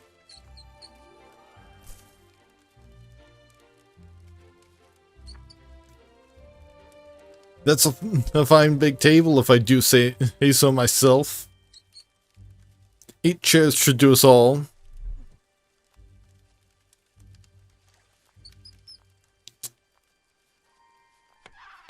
Yeah, I mean 8 chairs is more than enough for myself and 5 villagers.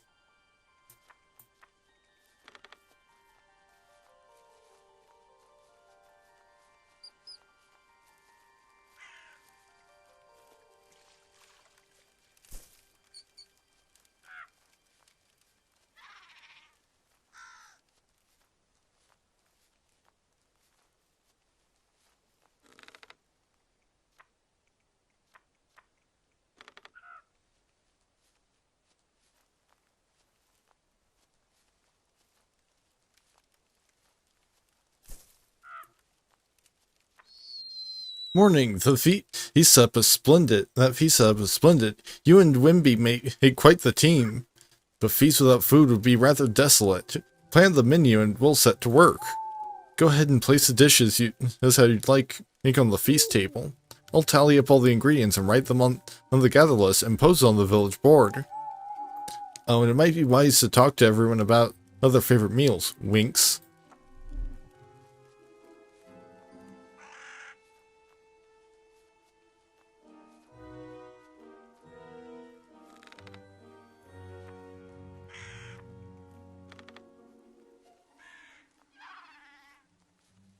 Can you not get in my way right now?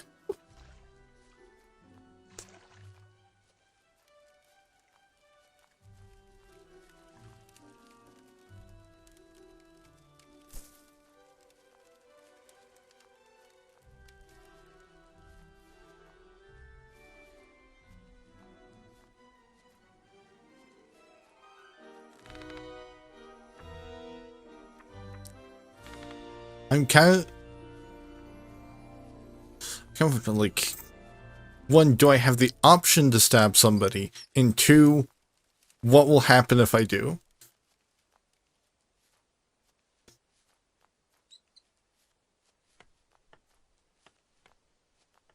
Like, can I just go murder?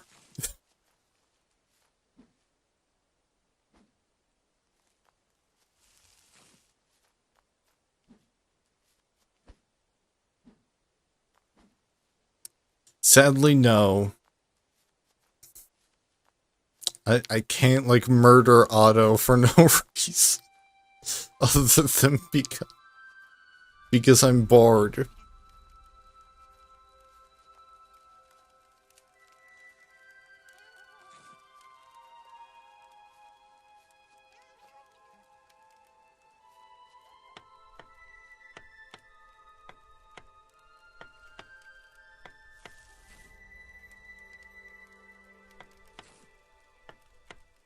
Really not a fan of the motion blur.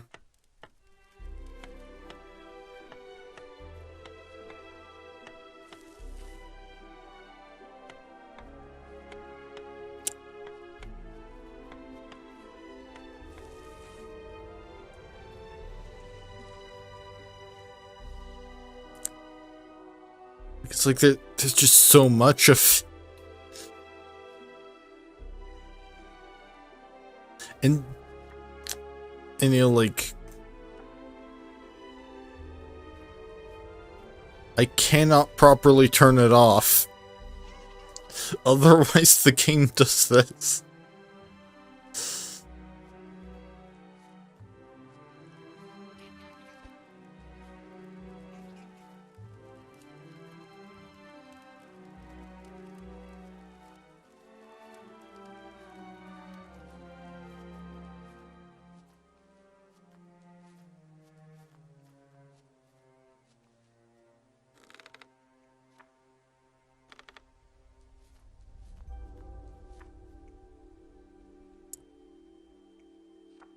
So I have to play with the motion blur on, otherwise it looks worse.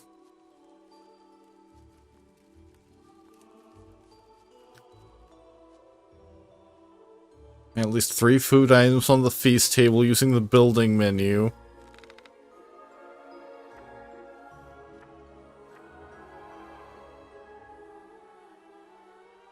I mean, given my hatred of vegetables, I might as well go for non-vegetable options. So we've got cheese.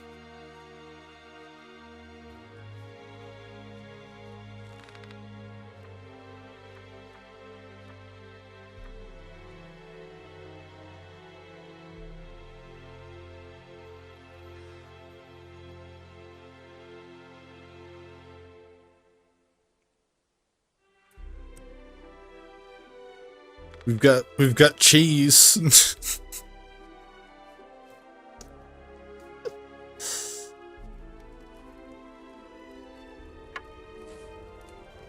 And finally,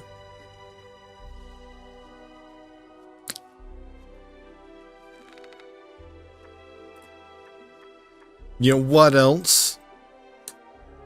But some cheese.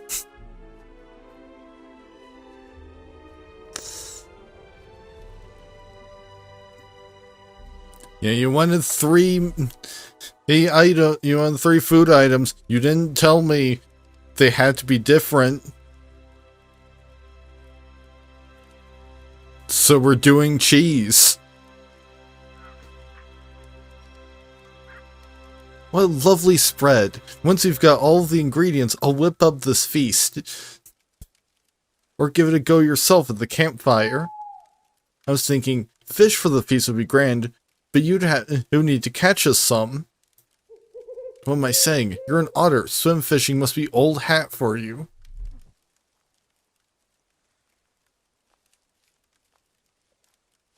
Nah, we're not doing fish. We're doing cheese.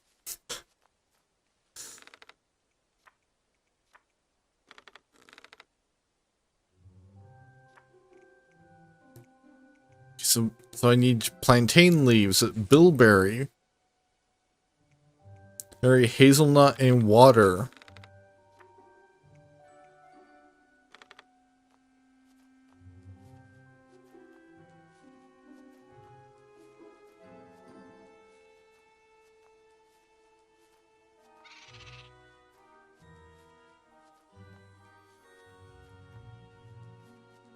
I wonder how far away can I roam? Like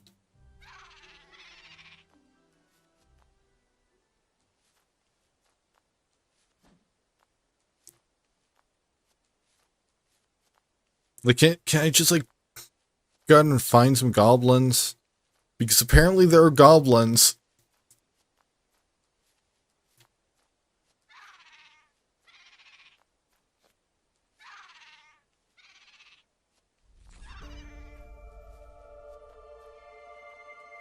Yeah, and Snorri's just gonna do everything, like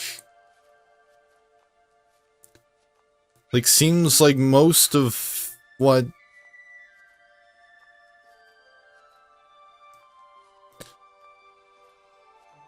Like, it seems like most of the game so far is just... You know, be a feast planner.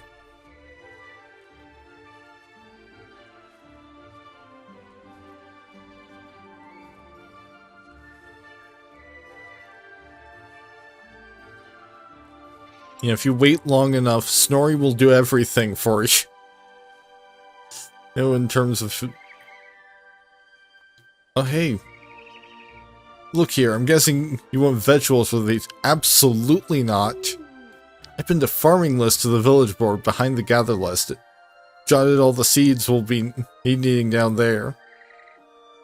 We had some seed left from last crop, but anything more we need, you'll have to buy from that otter peddler. Put any seeds to get into village storage, and I'll stick them in the ground. Oh, and if you're wanting corn, I checked that old fallow field up river. The rotten corn, or there could still have corn seed. Take Wimbly with you, if you can't use an axe, or that new lad, Snorri.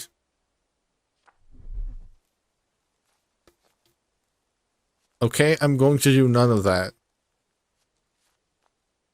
Like, I'm just picking mushrooms at this point.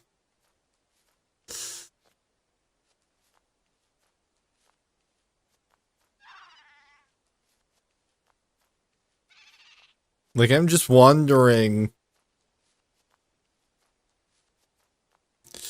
And, like, if the villagers need me for something... They can come and find me.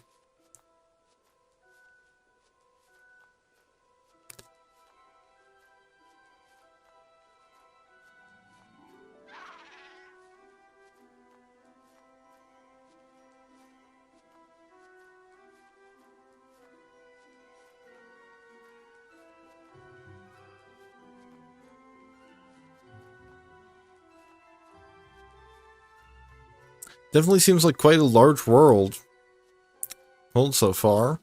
For a demo that so far seems to just be village management.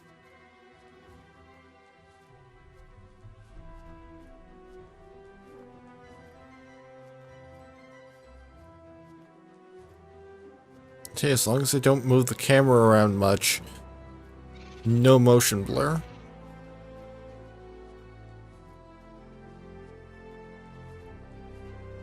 Or at least no significant motion blur.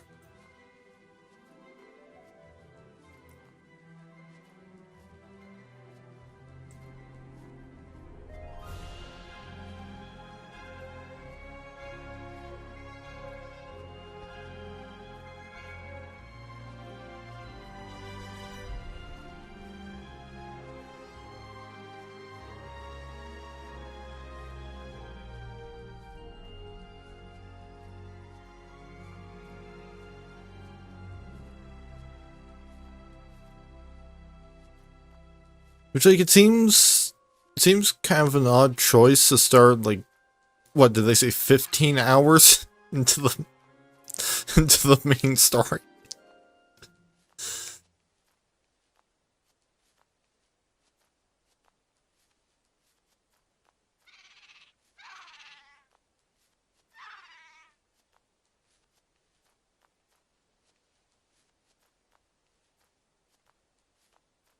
Like, what, we can't start the story from the beginning for the demo?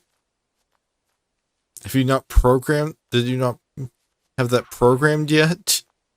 As of when you completed making this demo?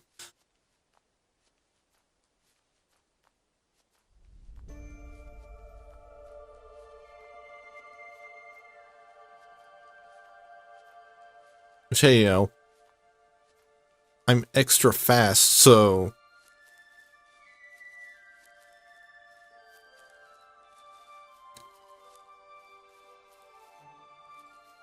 I can, like, get to the edge of the world or whatever faster than if I didn't pick those traits. Well, probably the fastest would have been if I had gone for Owl.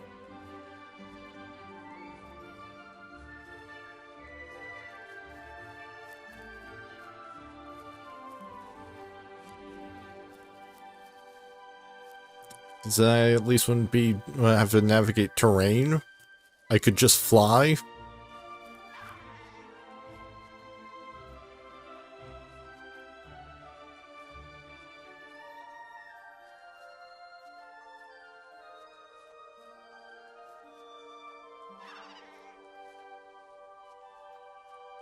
Okay, we are approaching mountains. Maybe I can find something interesting up there.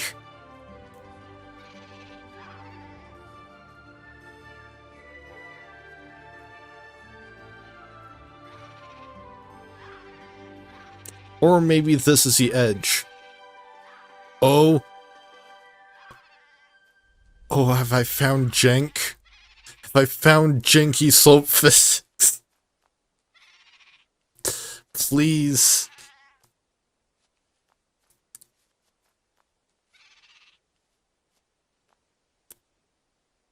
Please let the slope physics be some just incredible jank.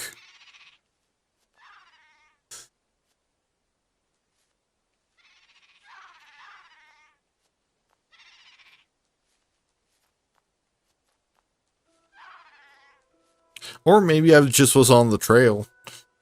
Because now I seem to be climbing up the mountain just fine.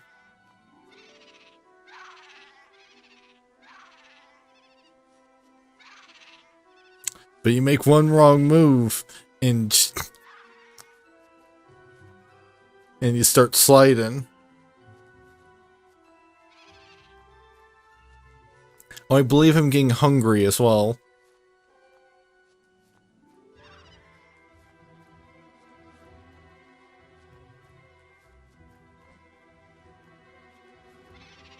Why do I have an option for drop fish? I don't have a fish. Probably assumes that I've gone off to fish.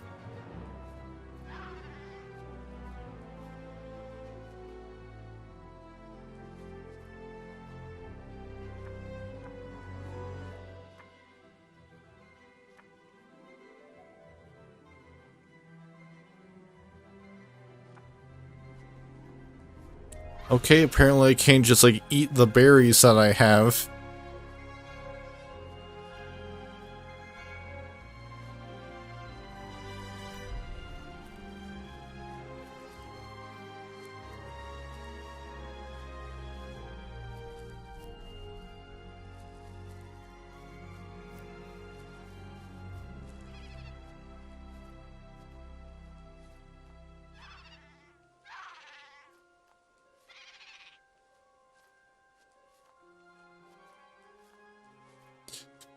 Well, I seem to have completely crossed the mountain.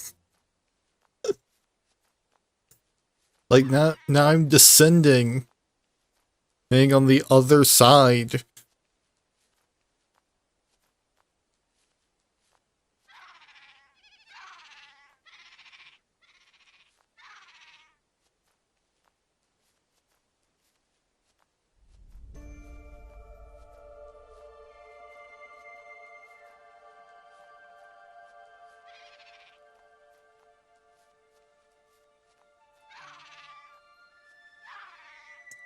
Which I think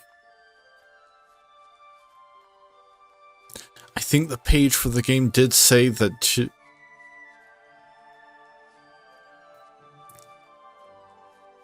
that some of the devs on this are former Bethesda employees, so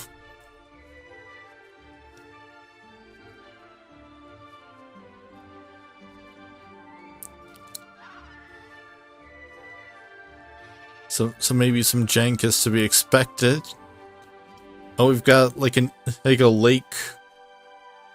Jason, and I have arrived at the invisible wall.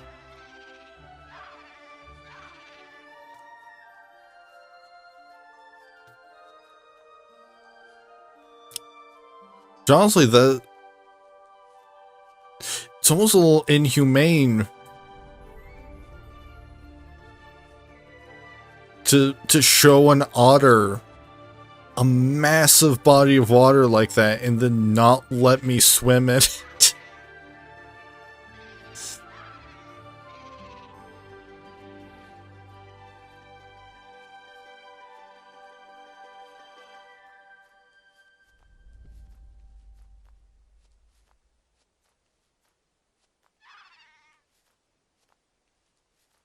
But, you know,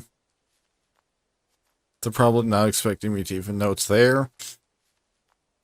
Because, oh, you're supposed to stay in the village until the game directs you to go elsewhere.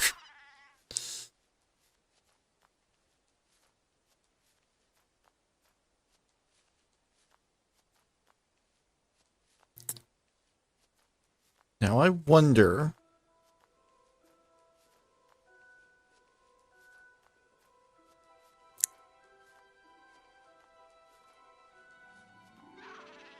just how much can I slide down...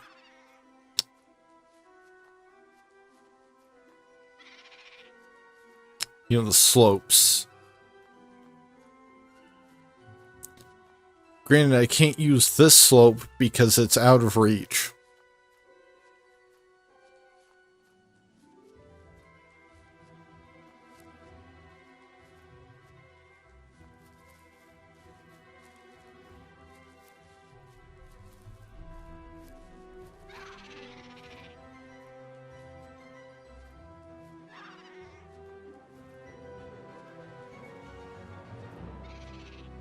Oh, I think I'm starting to starve. It's either that I've taken damage from like an injury.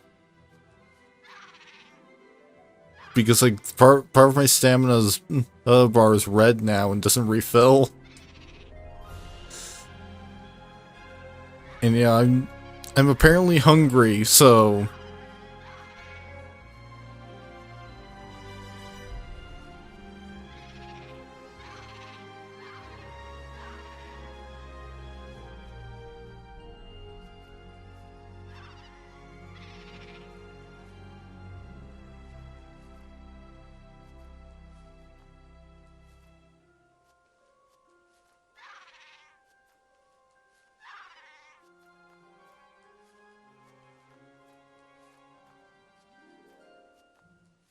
Yeah, unfortunately, it doesn't look like I can do much with the mountains.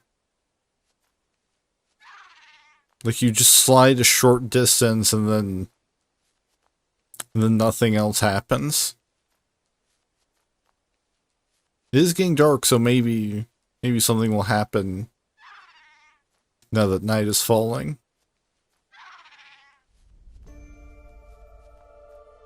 Like maybe night is when the goblins arrive.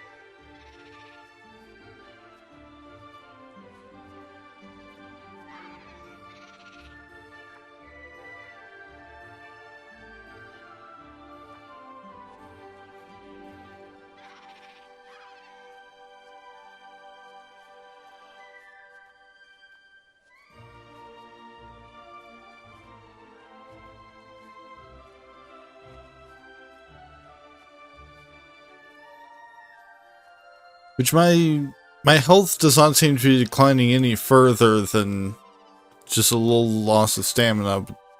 But maybe it's just that it takes multiple days.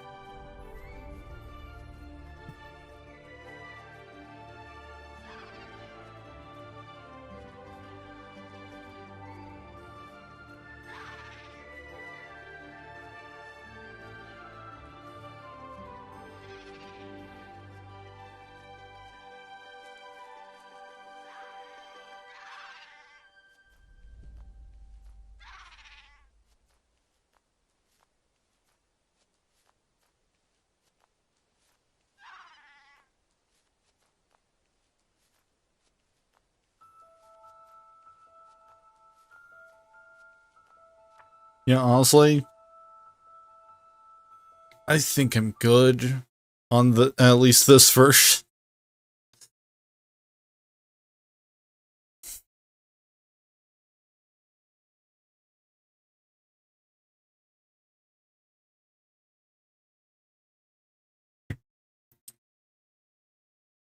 So let's.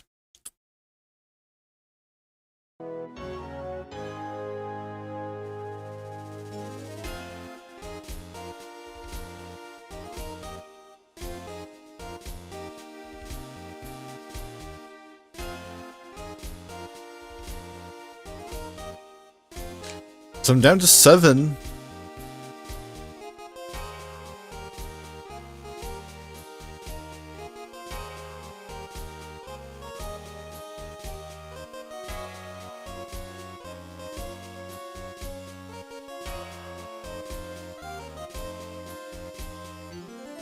Alright, so we've got chest 2.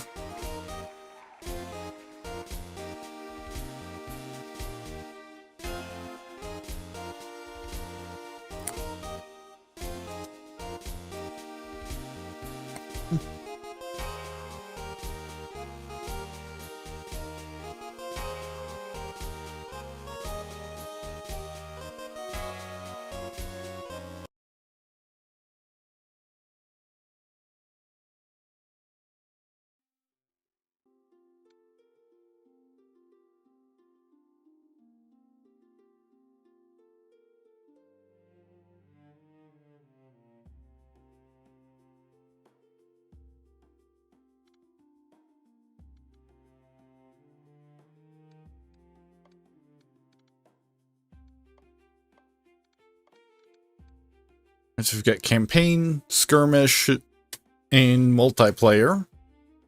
Right in the demo.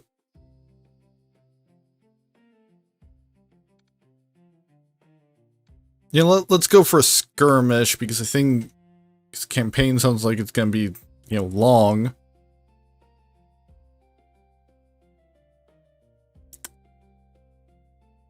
And at the very least, like, if it's more than an hour, I probably wouldn't be finishing it tonight.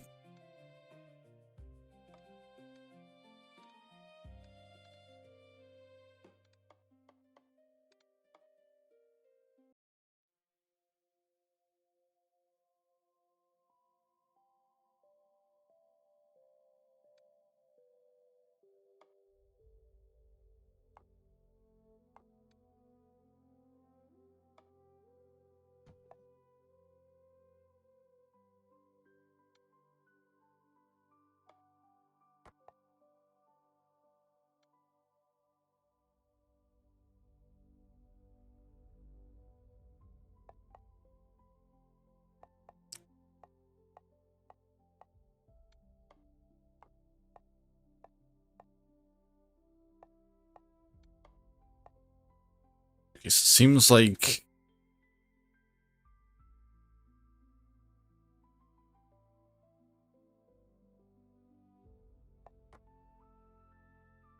Okay, so it's a turn-based strategy, but also chess at the same time.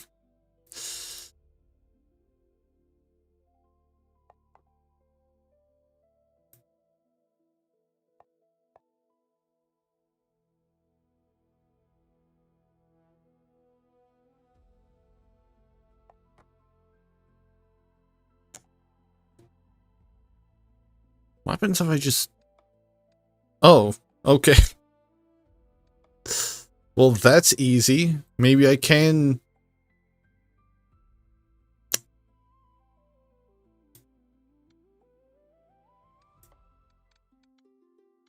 Maybe I can just do the campaign. Oh, the campaign's probably also the tutorial.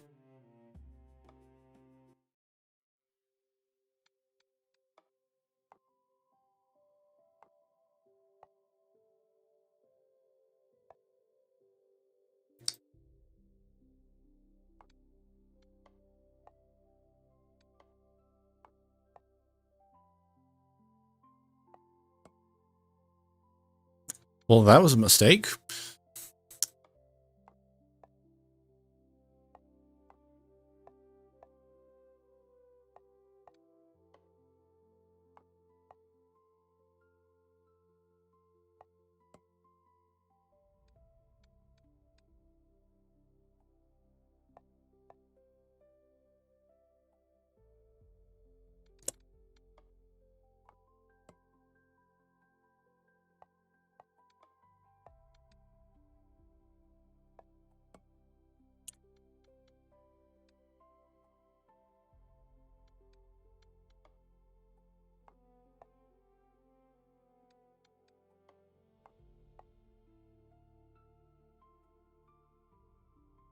Okay, yeah, you have to make a move.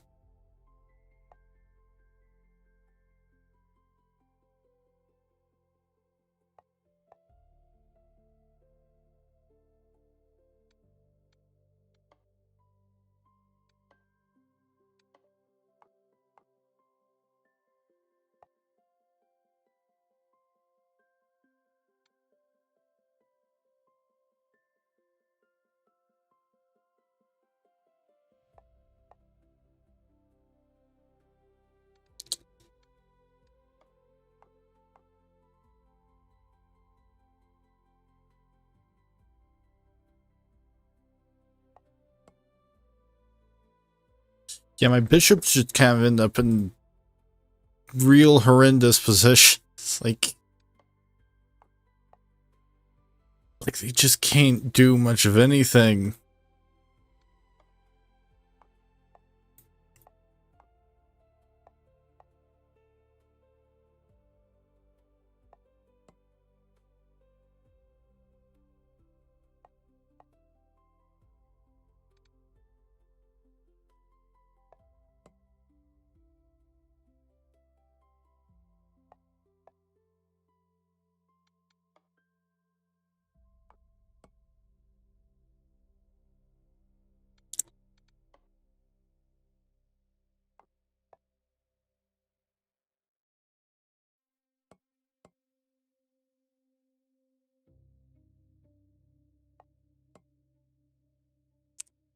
Yeah, and yeah, you just keep losing rooks. Thanks to these bishops. Just constantly.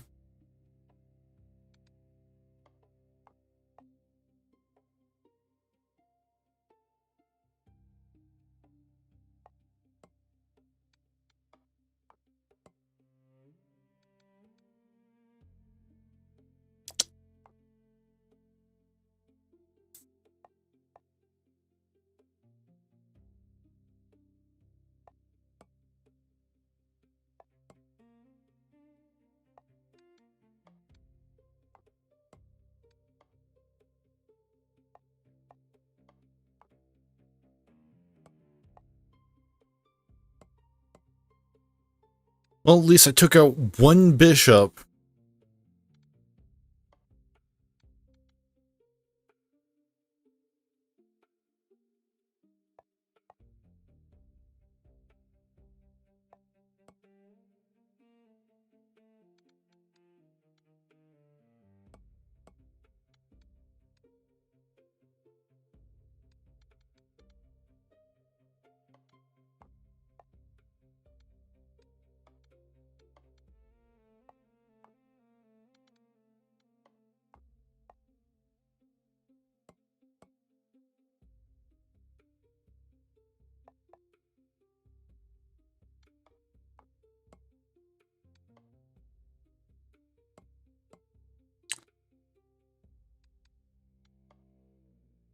I might suck at this.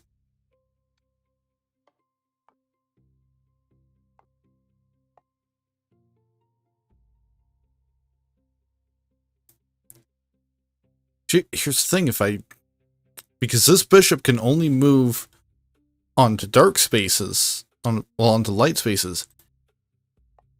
If I just keep my rook on the dark spaces, it should be safe.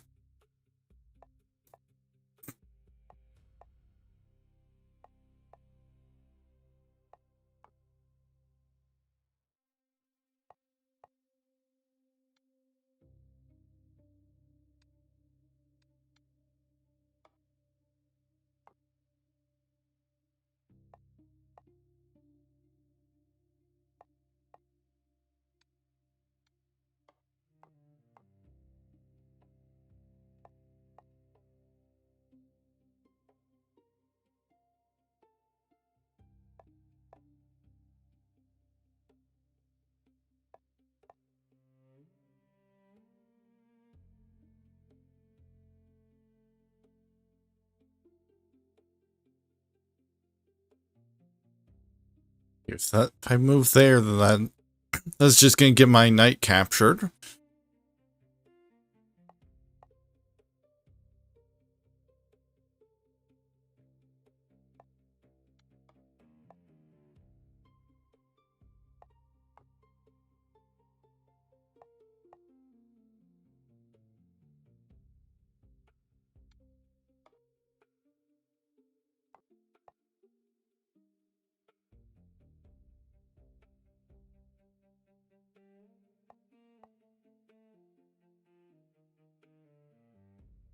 Yeah, and so for the moment, this pawn can't even go anywhere. This poor pawn is just completely cornered.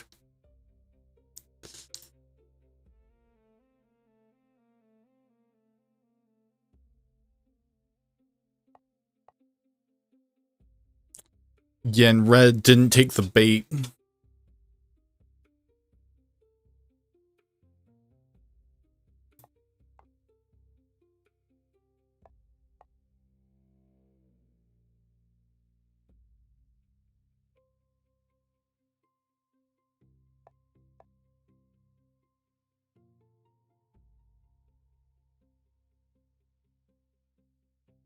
If I send the rook right here,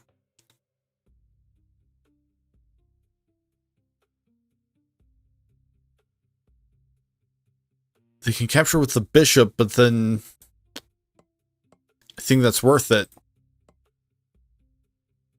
Or not.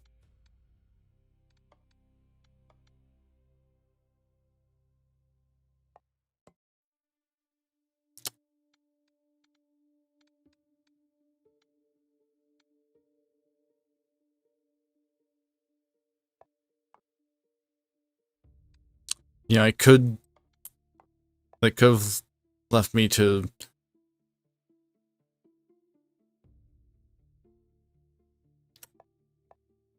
have their bishop just start attacking everything.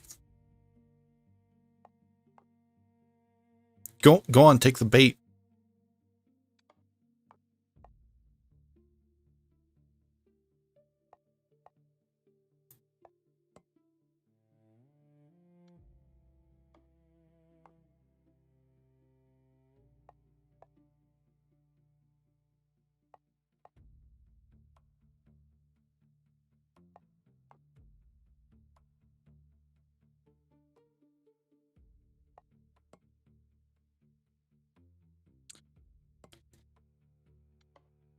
Well, at least I recaptured that city.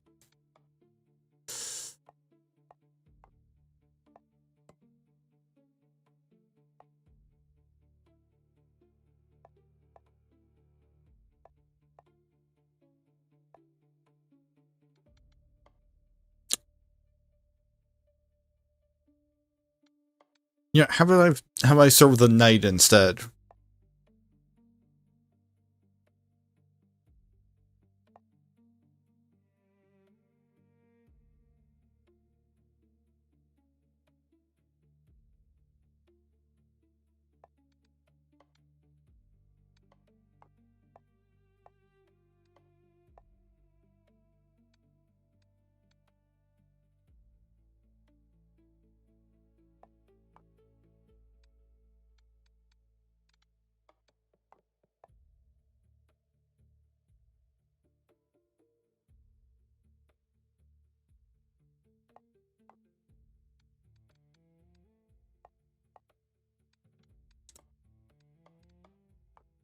I'll play a rook.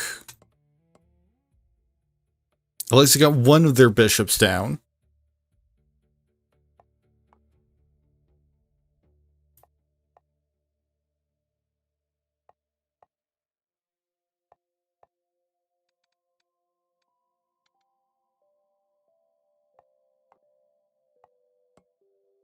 Yes, take the bait.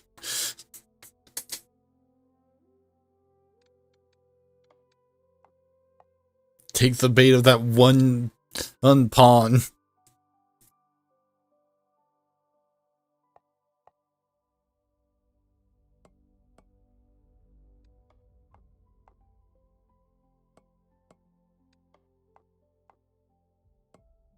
Yeah, I can just keep rebuying this one. And it keeps working.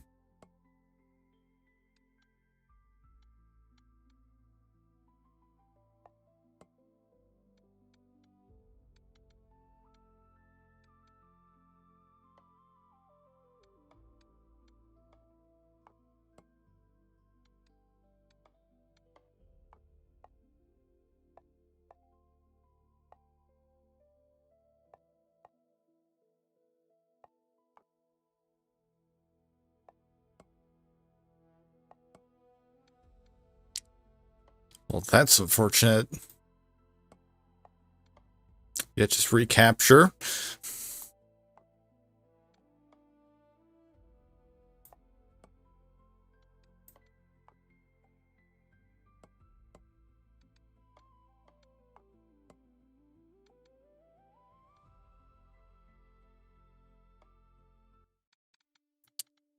Yeah, let me do a skirmish again.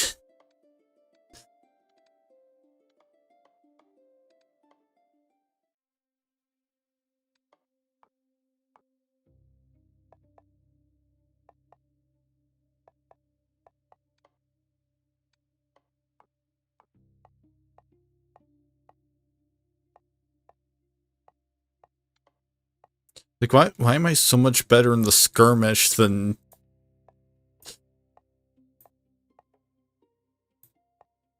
in the actual campaign?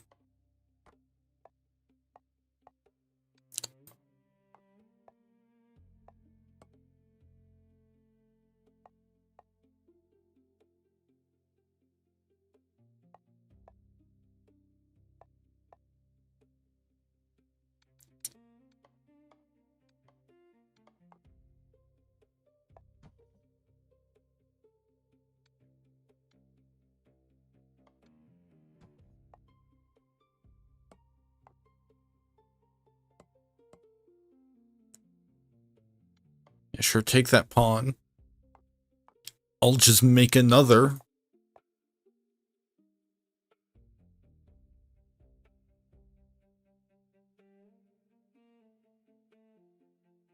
Oh, is there a limit to how far a rook can go? Yeah, there is.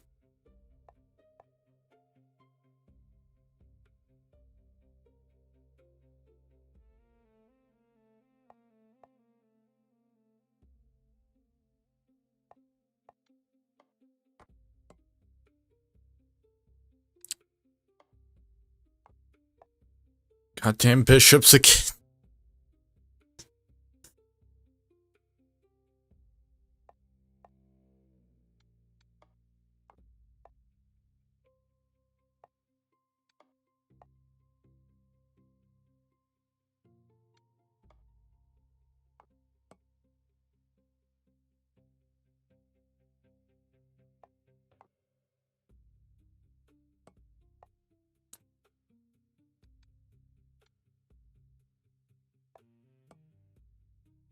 They've got queen now as well.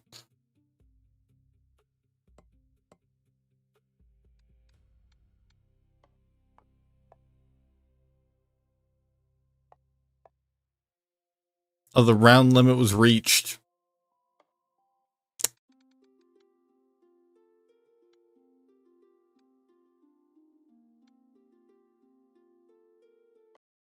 Yeah, I'm not feeling the. I'm not feeling this one. enough to get good at it right now. So it's officially 3 a.m.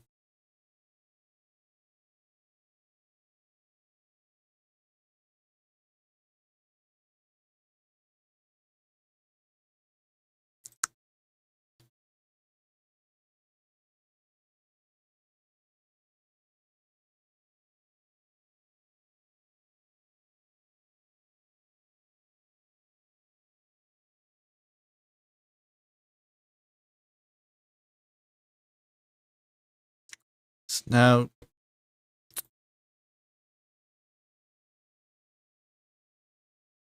I think just about any of the demos I have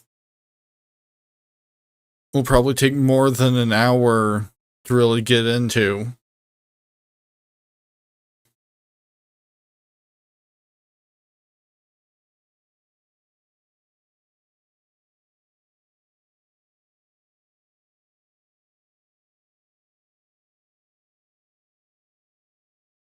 But I've only been live for 2.5 hours. So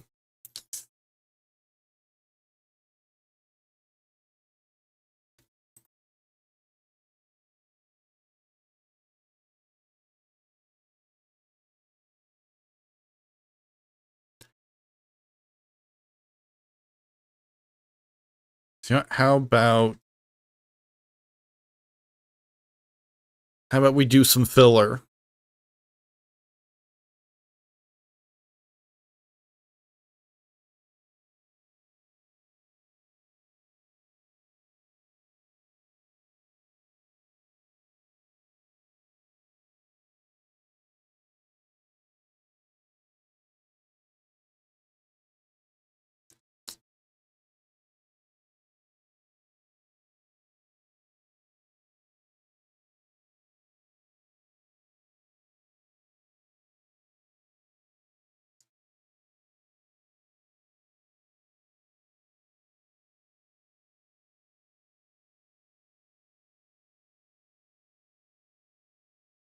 Alright, so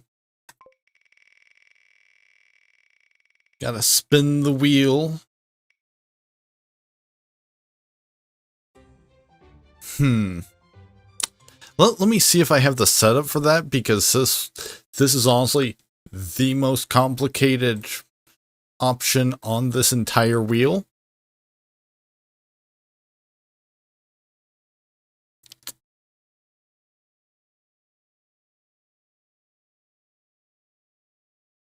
Which, funnily enough, it's also the option most likely to get me banned. Because you never know when you're watching random YouTube videos. Because what this is it's a filler segment inspired by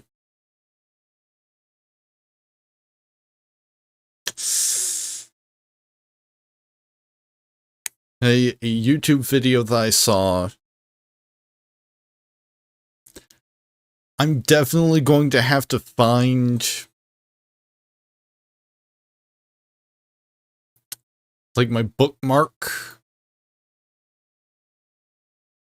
so that I can not only do the segment,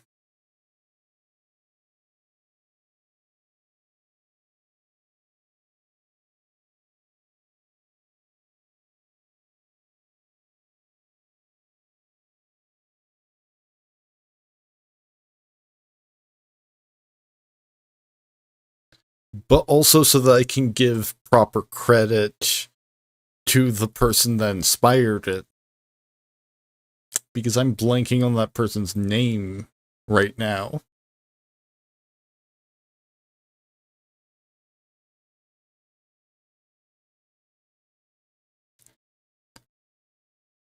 And it's the respectful thing to do when you're doing something that's based on somebody else's concept.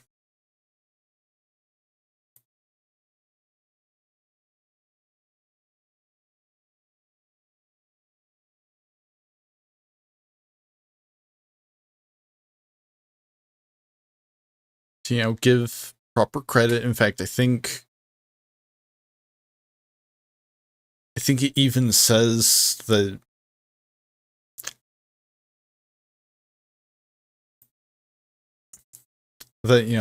I should specifically, if I'm using the tool that will be used for this segment just as soon as I find it.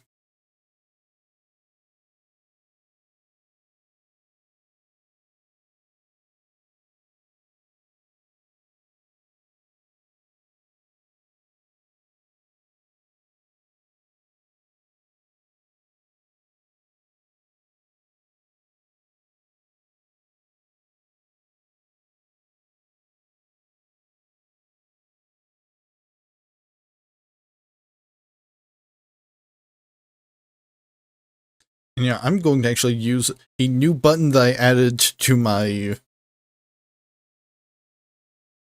deck to cut this segment so that it can be its own video.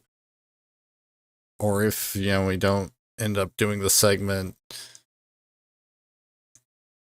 this can just already be chopped off the end. So I guess before I do that, if you're not sticking around for the filler segment, whichever filler segment ends up being, thank you for watching. Next stream is planned for tomorrow with more or next fest demos.